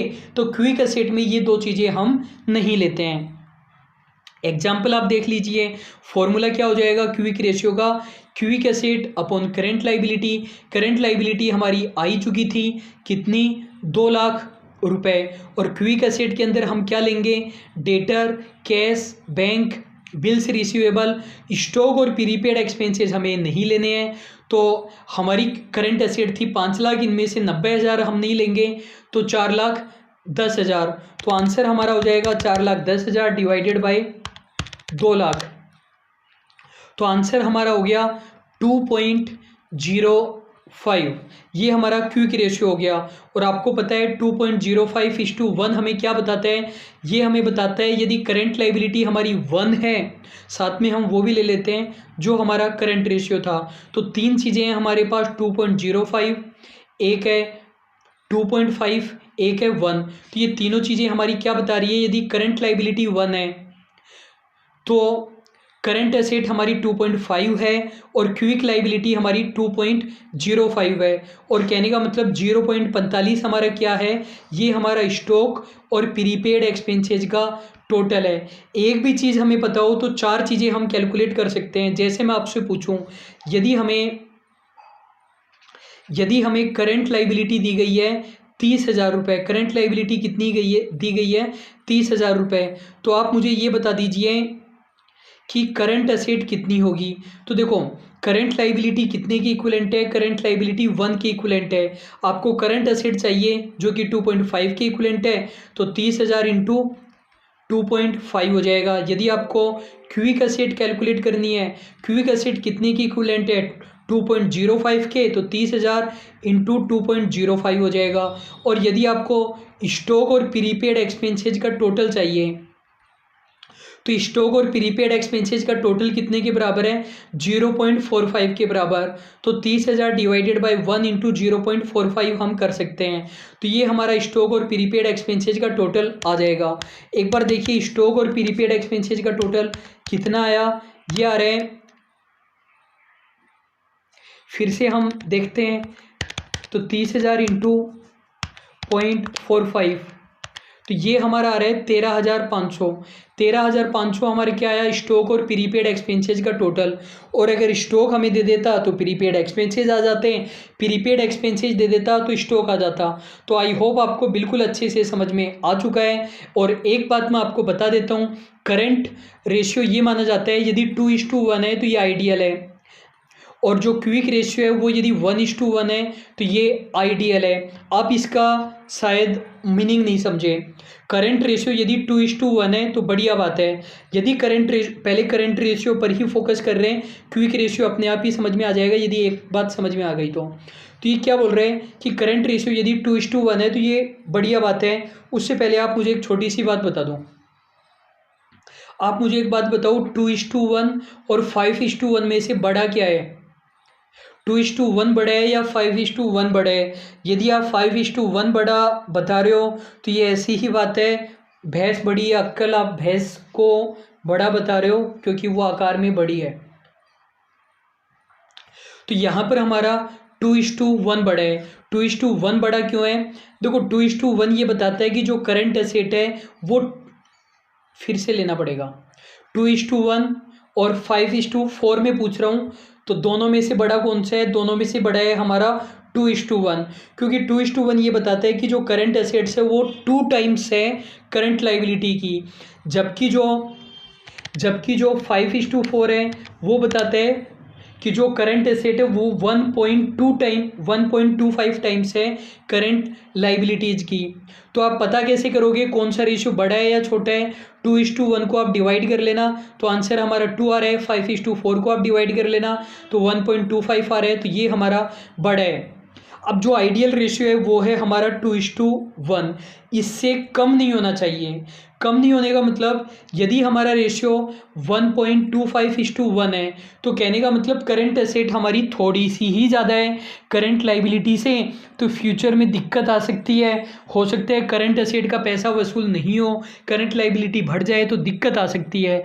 तो करंट एसेट डबल होनी चाहिए, ये हमें बताया गया है। और आप बोलोगे सर इससे ज़्यादा रख लें तब तो बहुत ही बढ़िया है, 5:1 रख लें।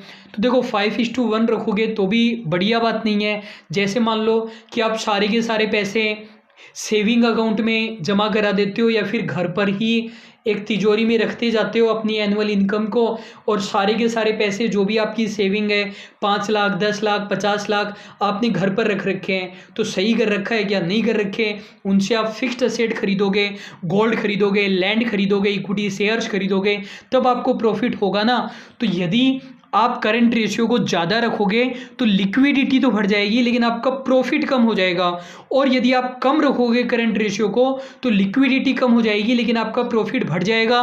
तो आप ये समझ चुके हो करंट एसेट ज़्यादा होने का मतलब, आप कैश बैंक में पैसा रखोगे तो आपकी लिक्विडिटी तो ज़्यादा है लेकिन आप पैसा तो नहीं कमा रहे ना। और यदि आप नॉन करंट एसेट में इन्वेस्ट करके रखोगे, इक्विटी शेयर में, एफडी में, लैंड में, गोल्ड में या फिर अदर गवर्नमेंट सिक्योरिटीज़ वगैरह में, तो आपकी इनकम ज़्यादा होगी भले ही आपकी लिक्विडिटी कम हो जाए। तो ये माना जाता है 2:1 बढ़िया होता है, लेकिन डिपेंड करता है। अब आप ये मत याद कर लेना कि आप किसी को भी सलाह दो तो आप ये बोलो कि 2:1 रख, ये बिजनेस पर डिपेंड करता है।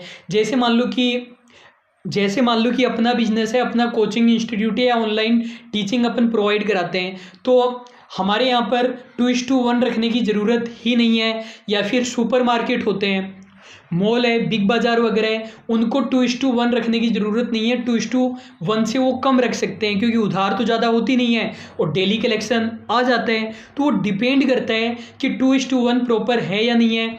जनरली जब बड़े एग्जाम के इंटरव्यू होते हैं फाइनेंशियल मैनेजर वगैरह के, तो ऐसे क्वेश्चन पूछे जाते हैं कि करंट रेशियो क्या अप्रोप्रिएट रहेगा। तो मेरे एक फ्रेंड ने कह दिया था कि 1:1 बढ़िया रहता है करंट रेशियो, तो उसको बोला गया कि 1:1 कैसे होगा, तो उसने अपने लॉजिक दिए कि कंपनी का बिजनेस ही इस प्रकार का है कि डेली कैश वगैरह आ जाती है तो 1:1 से काम चल जाएगा, इससे ज़्यादा रखने की रिक्वायरमेंट ही नहीं है। तो ये जो 2:1 है आप हार्ड एंड फास्ट मत याद कर लेना, ये बिजनेस टू बिजनेस डिपेंड करता है।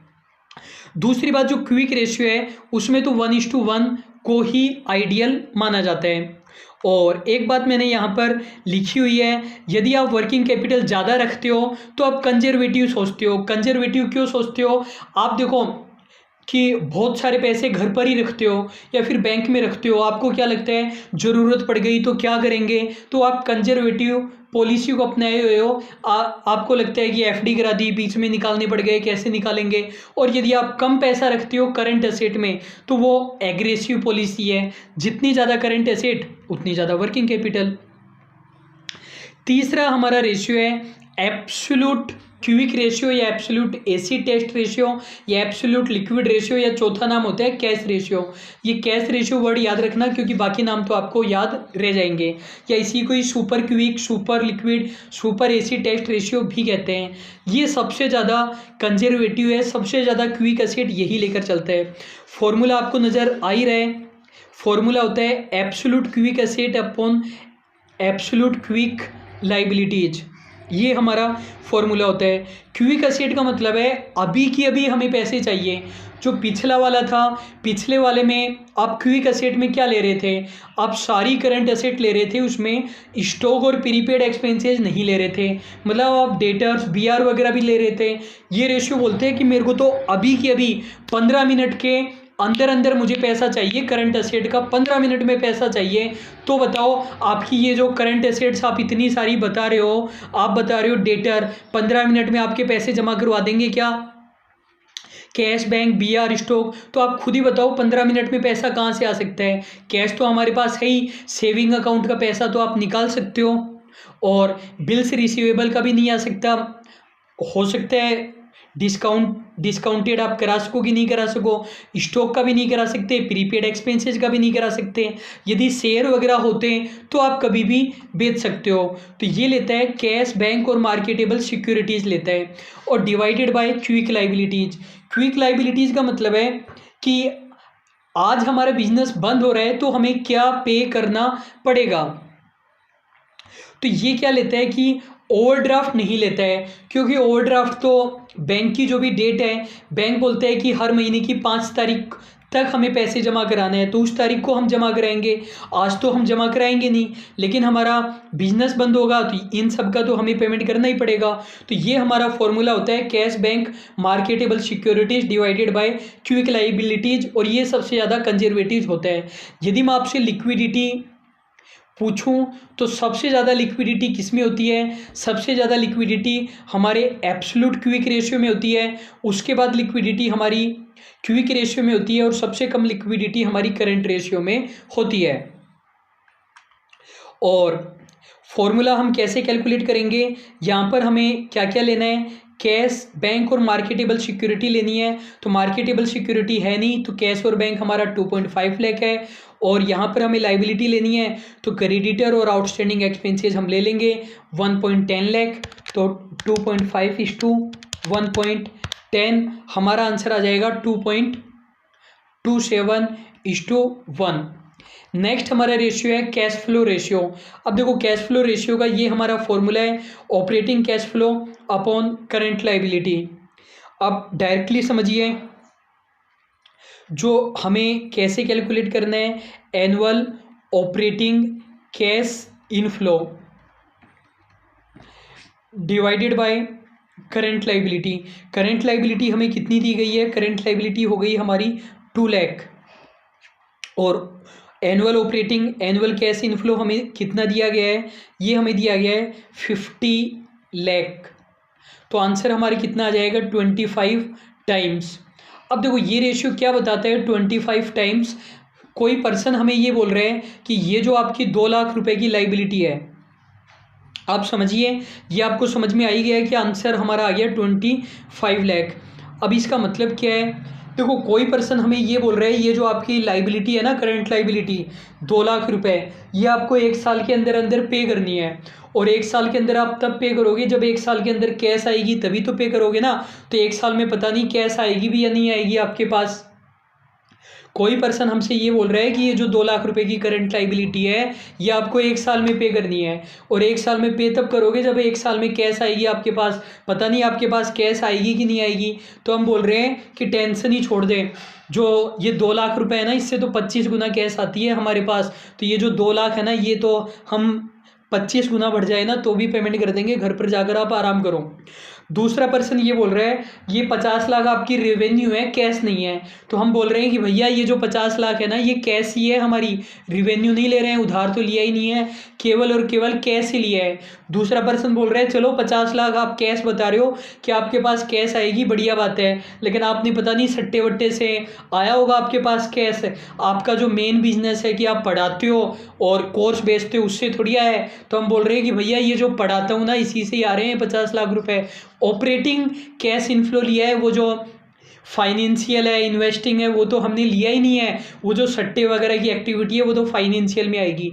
तो आप लोग समझ चुके होंगे ये रेशियो हमें क्या बताता है। ये बताता है कि जो हमारा ऑपरेटिंग एनुअल कैश इनफ्लो है वो कितना गुना है करंट लाइबिलिटी से। एनुअल लेना है, केवल कैश लेना है, इनफ्लो लेना है, और वो भी ऑपरेटिंग एक्टिविटी से लेना है, जो हमारी मेन एक्टिविटीज़ है उससे कितना पैसा आ रहा है। बाकी उससे मतलब नहीं है आपने बिल्डिंग बेच दी उससे 1 करोड़ रुपए आए हो, उससे मतलब नहीं है। और आंसर हमें ने निकाल ही लिया था। लास्ट है हमारा defensive interval cash ratio. Defensive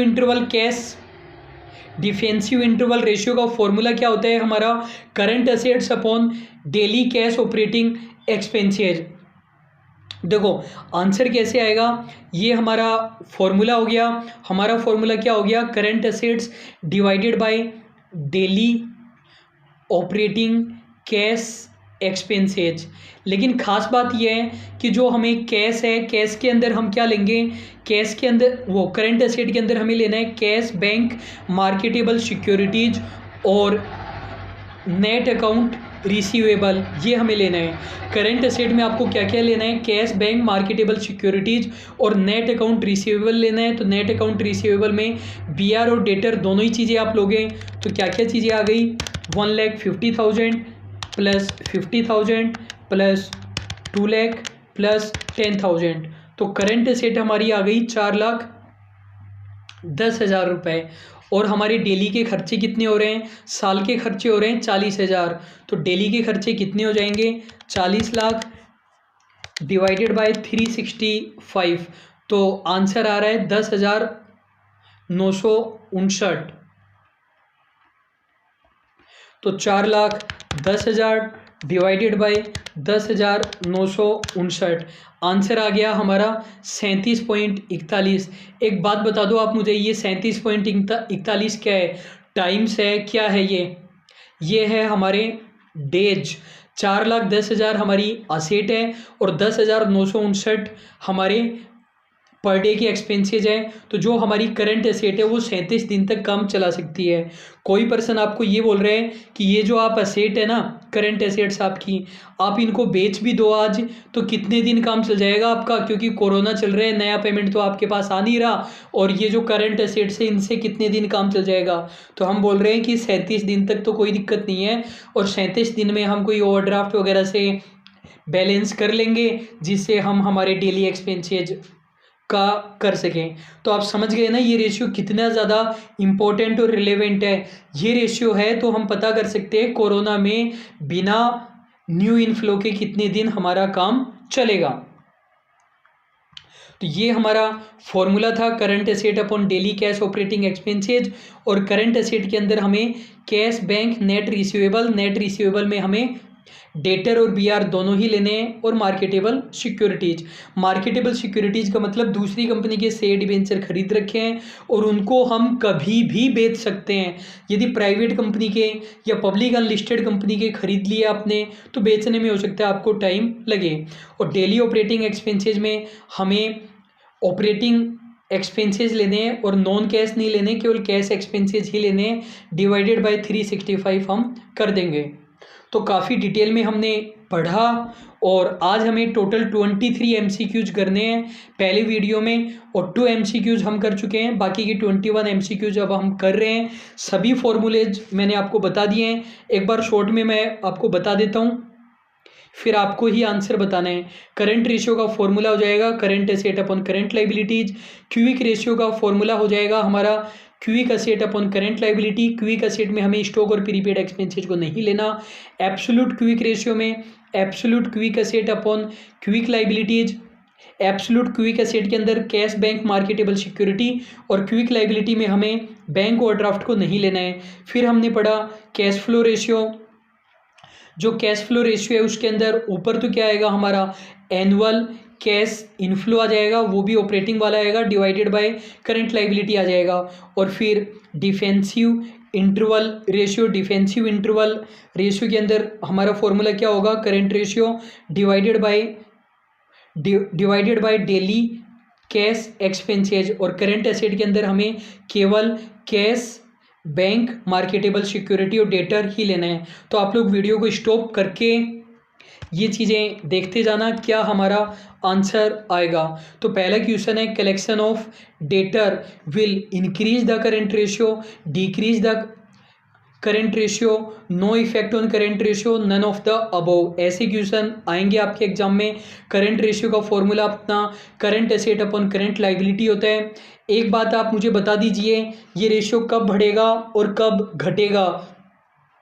एक बात मैं आपको बता चुका हूँ, 2:1 ज़्यादा होता है, 3:1 और ज़्यादा होता है, 4:1 और ज़्यादा होता है। अगर मैं बात करूँ 5:3 की, तो इनमें से सबसे बड़ा रेशियो क्या है? सबसे बड़ा रेशियो है 4:1। पता कैसे करोगे? इनका डिवाइड करके एब्सोल्यूट आंसर निकाल लेना। तो कहने का मतलब क्या निष्कर्ष निकला? ऊपर वाला मतलब न्यूमिनेटर यदि बढ़े तो हमारा रेशियो बढ़ेगा, या तो ऊपर वाली चीज़ बढ़ जाए नीचे वाली सेम रह जाए, या ऊपर वाली बढ़ जाए नीचे वाली घट जाए, या ऊपर वाली सेम रह जाए नीचे वाली घट जाए, तब हमारा ये रेशियो बढ़ेगा। तो ये बोल रहा है कि जो डेटर है उसका कलेक्शन हो गया। डेटर का कलेक्शन होने से क्या होगा? करंट एसेट हमारी कम भी होगी और बढ़ेगी भी। देखो, कलेक्शन ऑफ डेटर होने से करंट लाइबिलिटी पे तो कोई फर्क पड़ेगा ही नहीं ना, केवल करंट एसेट पर फर्क पड़ेगा। डेटर हमारे 10,000 से कम हो जाएंगे और कैश हमारी 10,000 से बढ़ जाएगी। कहने का मतलब न करंट एसेट पर फर्क पड़ा, न ही करंट लाइबिलिटी पर फर्क पड़ा। तो सी हमारा आंसर आ जाएगा। आई होप आपको समझ में आ गया है। यदि आपको समझ में नहीं आया है तो आप लोग मुझे व्हाट्सअप कर देंगे। जैसे आप इसमें देख सकते हो, जो हमारी करंट एसेट थी वो कितनी थी? 5 लाख थी। और करंट लाइबिलिटी हमारी कितनी थी? करंट लाइबिलिटी थी हमारी 2 लाख। अब यदि इन डेटर का पेमेंट आ जाए, 1.5 लाख रुपए हमें मिल जाए, तो 1.5 लाख हमारे यहाँ पर कम होएंगे तो कैश हमारी बढ़ जाएगी ना, ये 2 लाख हो जाएगी। तो करंट एसेट तो हमारी 5 लाख की 5 लाख ही रहेगी। करंट रेशियो पर कोई भी फर्क नहीं पड़ेगा। अगला बोल रहा है कि जो करंट रेशियो है वो 2.5 है। करंट रेशियो 2.5 होने का मतलब जो हमारी करंट एसेट है वो हमारी 2.5 के इक्वलेंट है, मतलब 2.5x मान लो आप, और करंट लाइबिलिटी 1 है। 2.5 का मतलब 2.5:1 होता है ना, और लिक्विड रेशियो ये बोल रहा है 1.5 है। तो लिक्विड रेशियो 1.5 है, तो क्विक एसेट हमारी 1.5 हो गई और करंट लाइबिलिटी तो हमारी 1 ही रहेगी। और यदि हम बात करें स्टॉक और प्रीपेड एक्सपेंसेस की, तो स्टॉक और प्रीपेड एक्सपेंसेस क्या आएगा? करंट एसेट और क्विक एसेट का डिफरेंस होता है। तो कहने का मतलब 1 के इक्विवेलेंट रहेगा स्टॉक और प्रीपेड एक्सपेंसेस। क्वेश्चन बोल रहे हैं कि और जो वर्किंग कैपिटल है वो कितने के इक्विवेलेंट हो जाएगा? करंट एसेट और करंट लाइबिलिटी का डिफरेंस ही तो होता है वर्किंग कैपिटल। तो ये हो जाएगा 1.5। वर्किंग कैपिटल हमारी 1.5x के बराबर है। मैं आपको बता रहा हूँ, यदि आप इस तरीके से करोगे तो आपको बहुत बढ़िया समझ में आएगा। और वो जो रेशियो का फॉर्मूला रख के क्रॉस मल्टीप्लाई वगैरह करोगे तो आपको टाइम भी ज़्यादा लगेगा और ज़्यादा अच्छा समझ में भी नहीं आएगा। क्वेश्चन बोल रहे हैं वर्किंग कैपिटल 60,000 है, तो करंट एसेट आप पता करो। तो ये हमें 1.5 दिया गया है और निकालना क्या है? 2.5। बस दो ही चीज़ें हमारे काम की है। तो आपको पता है 1.5x बराबर, यदि 60,000 है तो 1x के बराबर क्या होगा? 1x के बराबर हो जाएगा 60,000 डिवाइडेड बाय 1.5, और निकालना है हमें 2.5। तो 60,000 डिवाइडेड बाय 1.5:2.5 आंसर आ जाएगा हमारा 1 लाख। ये जो क्विक रेशियो वगैरह दिया था ये तो हमारे किसी काम का ही नहीं था। ये जब हम शुरुआत में क्वेश्चन कर रहे हैं तो मैं आपको थोड़ा डिटेल में बता रहा हूँ, आगे के क्वेश्चन मैं फटाफट कर दूंगा। आप लोगों को वीडियो को स्टॉप करके क्वेश्चन खुद करना है। करंट रेशियो बता रहे हैं 2:1, तो जो करंट एसेट है हमारी वो 2x है, और जो करंट लाइबिलिटी है वो हमारी 1x है, और जो वर्किंग कैपिटल है वो भी हमारी 1x हो जाएगी। इन दोनों का डिफरेंस, वर्किंग कैपिटल बोल रहा है 80,000 है, तो करंट एसेट हमारी कितनी हो जाएगी? वर्किंग कैपिटल हमारी कितनी दी गई है? 80,000 दी गई है। 1x हमें दिया गया है और निकालना क्या है हमें? 2x, तो डबल हो जाएगा 1,60,000 हमारा आंसर हो जाएगा। छठा क्वेश्चन वीडियो को स्टॉप करके आप लोगों को कर लेना है। थोड़ा मैं स्पीडली करा रहा हूँ, यदि आपको मेरी स्पीड ज़्यादा लगे तो आप मुझे ज़रूर बता देंगे। करंट रेशियो हमें 2:1 दिया गया है। 2:1 देने का सीधा सा मतलब है करंट एसेट हमारी 2x है और करंट लाइबिलिटी हमारी 1x है और वर्किंग कैपिटल हमारी 1x है। वर्किंग कैपिटल हमें 60,000 बता रहे हैं, तो ये हमारे दिए गए हैं 60,000 1x हमें दे रखा है, क्वेश्चन पूछ रहा है 2x कितना आएगा, डबल हम कर देंगे 1,20,000 हमारा आंसर आ जाएगा। नेक्स्ट क्वेश्चन है करंट रेशियो हमें दिया गया है 3:1, डायरेक्टली हम करते हैं बिना लिखे।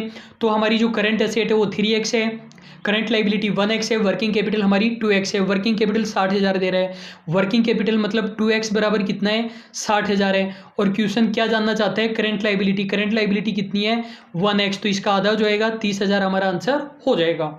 नेक्स्ट हमारा क्वेश्चन है करंट रेशियो हमें दिया गया है 2.5:1, वर्किंग कैपिटल 60,000 दे रखी है और हमें पूछ रहे हैं करंट एसेट। तो जो करंट लाइबिलिटी है हमें ज़रूरत है वर्किंग कैपिटल की, तो वर्किंग कैपिटल हमारी 1.5x है। पता चल गया ना 1.5x कितना है, इन दोनों का डिफरेंस 1.5x के बराबर 60,000 है। और क्वेश्चन जानना चाहते हैं कि करंट एसेट कितनी है, तो हमें 2.5 की वैल्यू पता करनी है। तो 60,000 डिवाइडेड बाय 1.5 इज टू 2.5, तो 60,000 डिवाइडेड बाय 1.5 इज टू 2.5। आप लोगों को कैलकुलेटर लेकर बैठना होता है, 1 लाख हमारा आंसर आ जाएगा। और एक बढ़िया कैलकुलेटर आप लोगों के पास होना चाहिए। जिन चीज़ों में इन्वेस्ट करना चाहिए उस चीज़ में स्टूडेंट इन्वेस्ट नहीं करता। कैलकुलेटर आपके पास होना चाहिए, बहुत सारी बुक्स आपके पास होना चाहिए। मैं कभी आपको दिखाऊंगा, मेरे पास 500 से ज़्यादा बुक्स पड़ी हुई है। अकेले फाइनेंशियल मैनेजमेंट पर मेरे पास कम से कम 30 बुक्स पड़ी हुई है। तो जो अच्छी चीज़ें हैं उनमें आप इन्वेस्ट करो, बाकी चीज़ों में जो इन्वेस्ट कर रहे हो वो आपके किसी भी काम में नहीं आएगा। नेक्स्ट हमारा क्वेश्चन है, एक भी क्वेश्चन का आंसर आपको मेरा नहीं देखना है, आपको खुद करके देखना है। यदि आप आलस्य कर रहे हो तो खुद का बहुत बड़ा नुकसान कर रहे हो। करंट रेशियो हमें 3 दिया गया है, करंट रेशियो हमें 3 दिया गया है, तो कहने का मतलब जो करंट एसेट है वो हमारी 3x है, करंट लाइबिलिटी हमारी 1x है और जो वर्किंग कैपिटल है वो हमारी 2x है। लिक्विड रेशियो हमें 2 दिया गया है, तो कहने का मतलब जो क्विक एसेट है वो हमारी 2x है, करंट लाइबिलिटी तो हमारी वही 1x रहेगी, क्योंकि लिक्विड रेशियो का फॉर्मूला भी quick asset upon current liability होता है। और करंट लाइबिलिटी की हमें वैल्यू दे दी गई है 12,000 रुपये। अब ये इन्वेंट्री की वैल्यू जानना चाहता है, तो पहली बात स्टॉक और प्रीपेड एक्सपेंसेज का टोटल कितना आ जाएगा, वो होता है हमारा करंट एसेट और क्विक एसेट का डिफरेंस। तो कहने का मतलब 3x और 2x का डिफरेंस मतलब 1x। अब एक अजम्पशन हमें लेनी पड़ेगी कि प्रीपेड एक्सपेंसेस नहीं है, तो ये सब कुछ 1x ही है और 1x हमें 12,000 दे रखा है, तो 12,000 हमारा आंसर आ जाएगा। कुछ भी आपको करने की ज़रूरत नहीं है, फॉर्मूला पुट करके वो जो क्रॉस मल्टीप्लाई वगैरह वो सब बच्चों की चीज़ें होती है, डायरेक्ट अपना आंसर आएगा।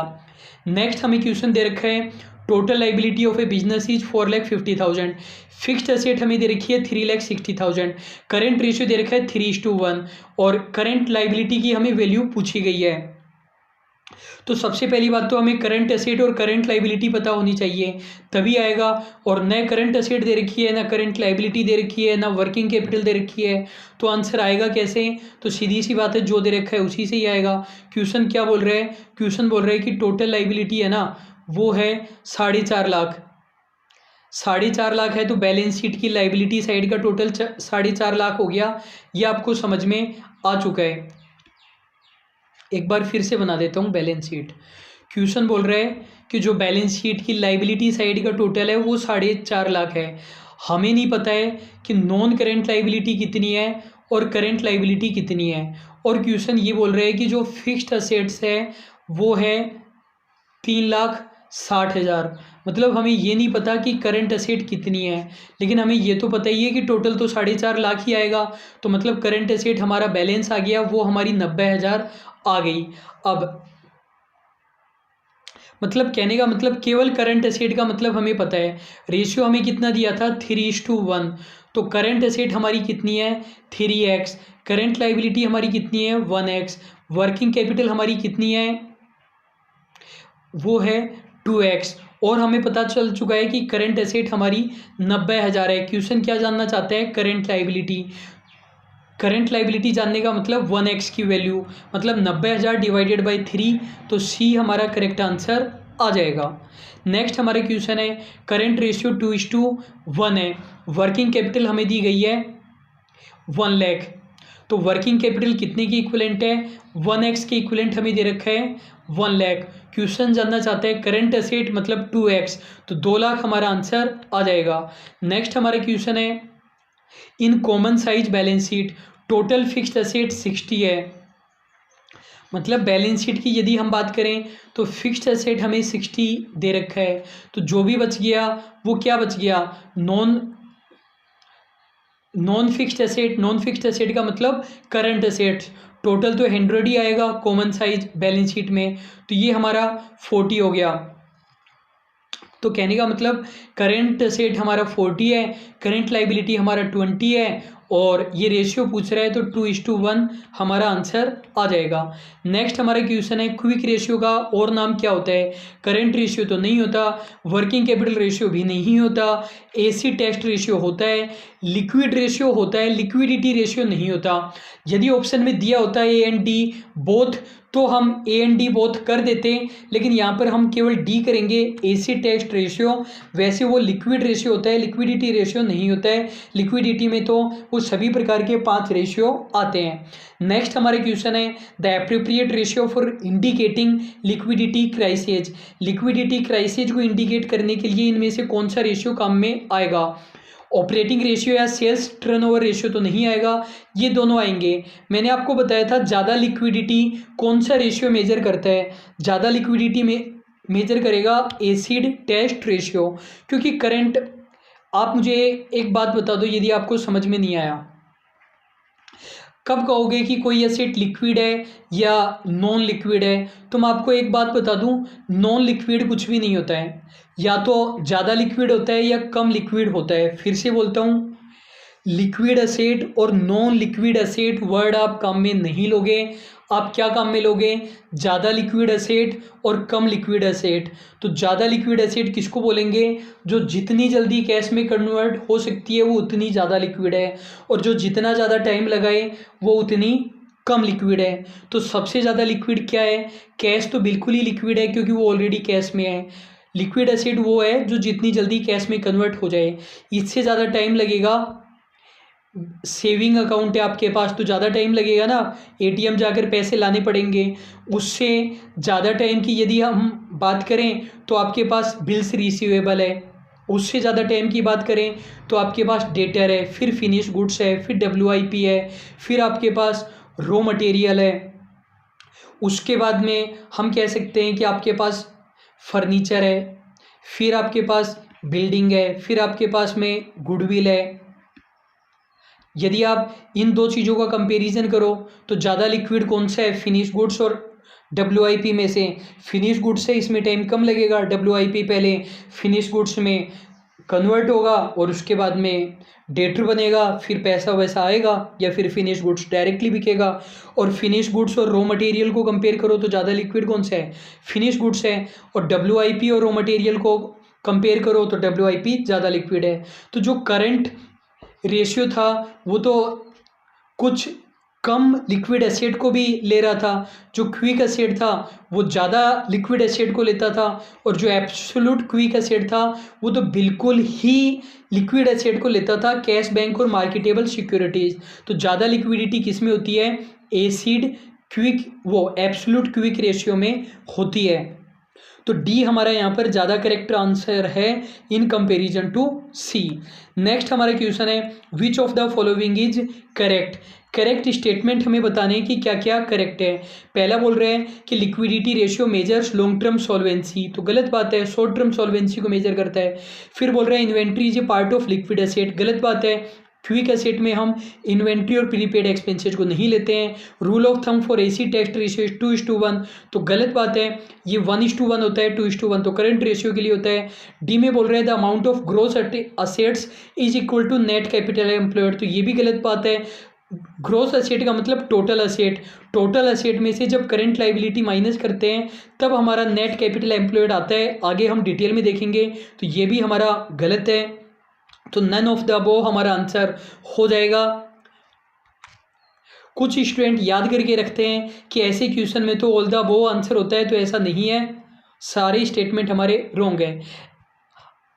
अगला हमारा क्वेश्चन है लिक्विड रेशियो हमें दिया गया है 2:1, तो जो क्विक एसेट है वो हमारी 2x के बराबर है और जो करंट लाइबिलिटी है वो हमारी 1x के बराबर है। हम ये नहीं कह सकते कि क्विक स्टॉक और प्रीपेड एक्सपेंसेस का टोटल कितना है, ये कम से कम हम अभी तो नहीं कह सकते। आगे बोल रहे हैं कि स्टॉक 40,000 है और जो करंट लाइबिलिटी है वो हमारी 1 लाख है। तो वो क्वेश्चन क्या बोल रहे हैं कि एक बार फिर से देखिए, जो लिक्विड एसेट है वो है हमारी, जो लिक्विड रेशियो है वो है हमारा 2:1 और स्टॉक हमें दिया गया है 40,000 रुपये और करंट लाइबिलिटी हमें दी गई है। करंट रेशियो हमें पूछा गया है यहाँ पर। तो देखो किस तरीके से हम कैलकुलेट करेंगे। सबसे पहली बात, हमें करंट लाइबिलिटी दे दी गई है, करंट लाइबिलिटी हमें दी गई है 1 लाख, तो इससे हमारी क्या आ जाएगी, इससे हमारी क्विक एसेट आ जाएगी। तो क्विक एसेट हमारी कितनी हो जाएगी, 2 लाख, क्योंकि 2x की वैल्यू हमें निकालनी है। अब हमें करंट एसेट की और रिक्वायरमेंट है। अब देखो करंट एसेट कैसे आएगा, जब हम क्विक एसेट में स्टॉक और प्रीपेड एक्सपेंसेस जोड़ दें तब आ जाएगा। तो हमें मानना पड़ेगा प्रीपेड एक्सपेंसेस तो है ही नहीं, तो जो हमारी क्विक एसेट है 2 लाख रुपए, इसके अंदर स्टॉक और जोड़ दो तो 2,40,000 हमारी करंट एसेट आ जाएगी। करंट एसेट 2,40,000 और करंट लाइबिलिटी हमारी 1 लाख, तो आंसर आ जाएगा हमारा 2.4:1। नेक्स्ट हमारा क्वेश्चन है, कंपनी बोल रही है कि करंट रेशियो हमारा 2.2:1 है, लिक्विड रेशियो 1.2:1 है, करंट लाइबिलिटी 10 लाख रुपए, तो स्टॉक की वैल्यू हमें बतानी है। तो करंट रेशियो से हमें पता चल रहा है करंट एसेट की वैल्यू 2.2x है, करंट लाइबिलिटी की वैल्यू 1x है, वर्किंग कैपिटल की वैल्यू 1.2x है और क्विक एसेट हमें बता रहे हैं 1.2x है और वर्किंग कैपिटल तो 1.2x ऑलरेडी हो चुकी है। स्टॉक प्लस प्रीपेड एक्सपेंसेस का टोटल यदि हमें पता करना हो तो current asset minus quick asset, कहने का मतलब 1 हमारा आंसर है। क्वेश्चन बोल रहे हैं करंट लाइबिलिटी 10 लाख रुपए की है, तो करंट लाइबिलिटी हमारी 10 लाख रुपए की है। स्टॉक की वैल्यू जानना चाहते हैं तो पहले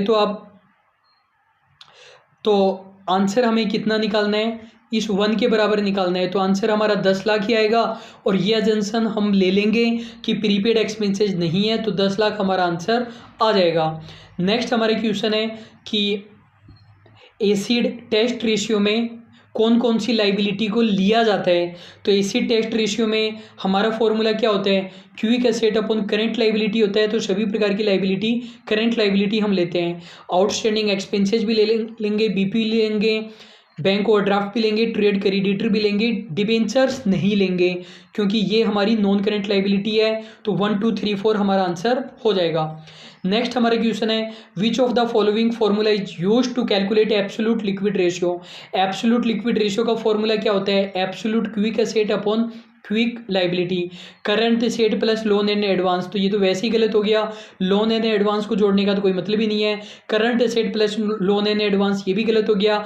absolute liquid asset upon current liability ये भी गलत है क्योंकि करंट लाइबिलिटी नहीं लेकर क्विक लाइबिलिटी हम लेते हैं। Absolute liquid asset upon quick liability ये हमारा बिल्कुल करेक्ट है। नेक्स्ट हमारे क्वेश्चन है, arrange the following ratio in the sequence to reflect the liquidity in the descending order. Descending order में हमें करना है, सबसे ज़्यादा लिक्विड रेशियो को हमें पहले लेना है। तो सबसे ज़्यादा लिक्विड हमारा होता है सुपर क्विक रेशियो, उससे कम लिक्विड हमारा होता है क्विक रेशियो, उससे कम लिक्विड हम लेंगे basic defensive and interval ratio को, और उससे भी कम लिक्विड हमारा होता है करंट रेशियो। 3 4 1 2 हमारा आंसर हो जाएगा क्योंकि करंट रेशियो तो सबसे कम लिक्विड होता है, सभी प्रकार की करंट एसेट और सभी प्रकार की करंट लाइबिलिटी ले लेता है। जबकि जो basic defensive and interval ratio है उसका फॉर्मूला हमारा होता था current asset upon daily operating cash expenses, ये हम लेते थे। और कैश करंट एसेट के अंदर भी हम कैश, बैंक, मार्केटेबल सिक्योरिटी और डेटर ही लेते थे। तो ये वाला जो 1 वाला है ये हमें ये वाला जो basic defensive and interval ratio है ये हमें क्विक रेशियो के बाद में लेना पड़ेगा। करंट रेशियो सबसे कम लिक्विड हो जाएगा। 3412 हमारा करेक्ट आंसर हो जाएगा। ये वाला क्वेश्चन मैंने जिस बुक से लिया था उस बुक में आंसर 2431 दिया हुआ था, जो कि गलत आंसर है। नेक्स्ट हमारा क्वेश्चन है the appropriate ratio for indicating liquidity crisis. Liquidity crisis को मेजर करने के लिए इनमें से कौन सा रेशियो सही है?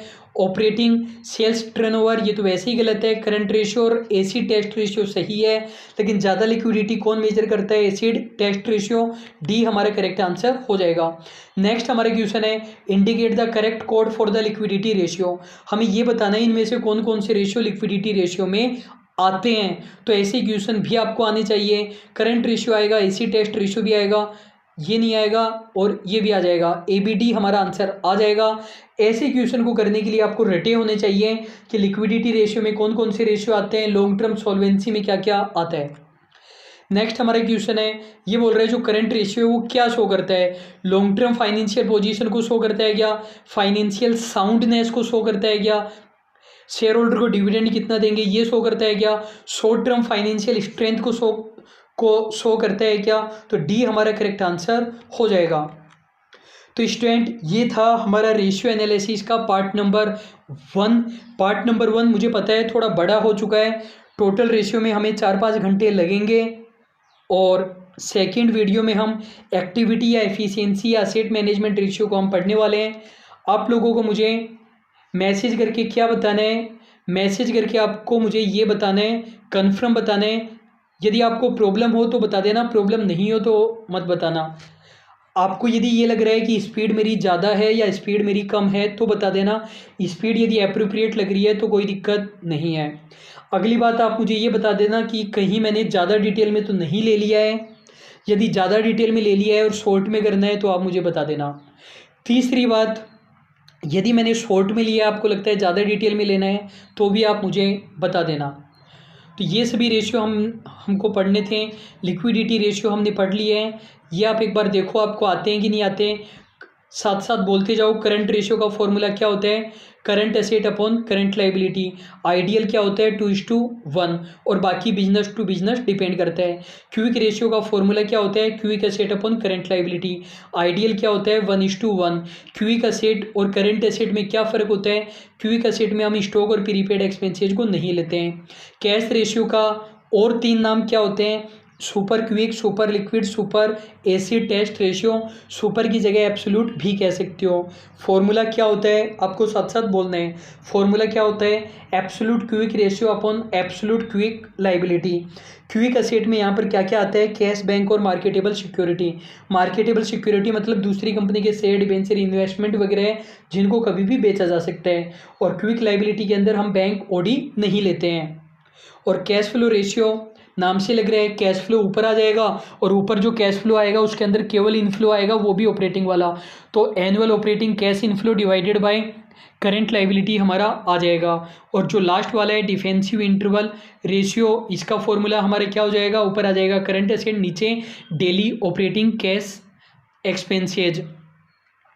जो 5वां वाला है उसका आंसर किस में आता है? उसका आंसर टाइम में आएगा, डेज में आएगा कि कितने दिन तक हम काम चला सकते हैं। बाकी सभी का आंसर हमारा टाइम्स में आ रहा है। तो स्टूडेंट अभी के लिए बस इस वीडियो में इतना ही। मिलते हैं सेकंड पार्ट में एक्टिविटी या एफिशिएंसी या एसेट मैनेजमेंट रेशियो में। Thank you so much.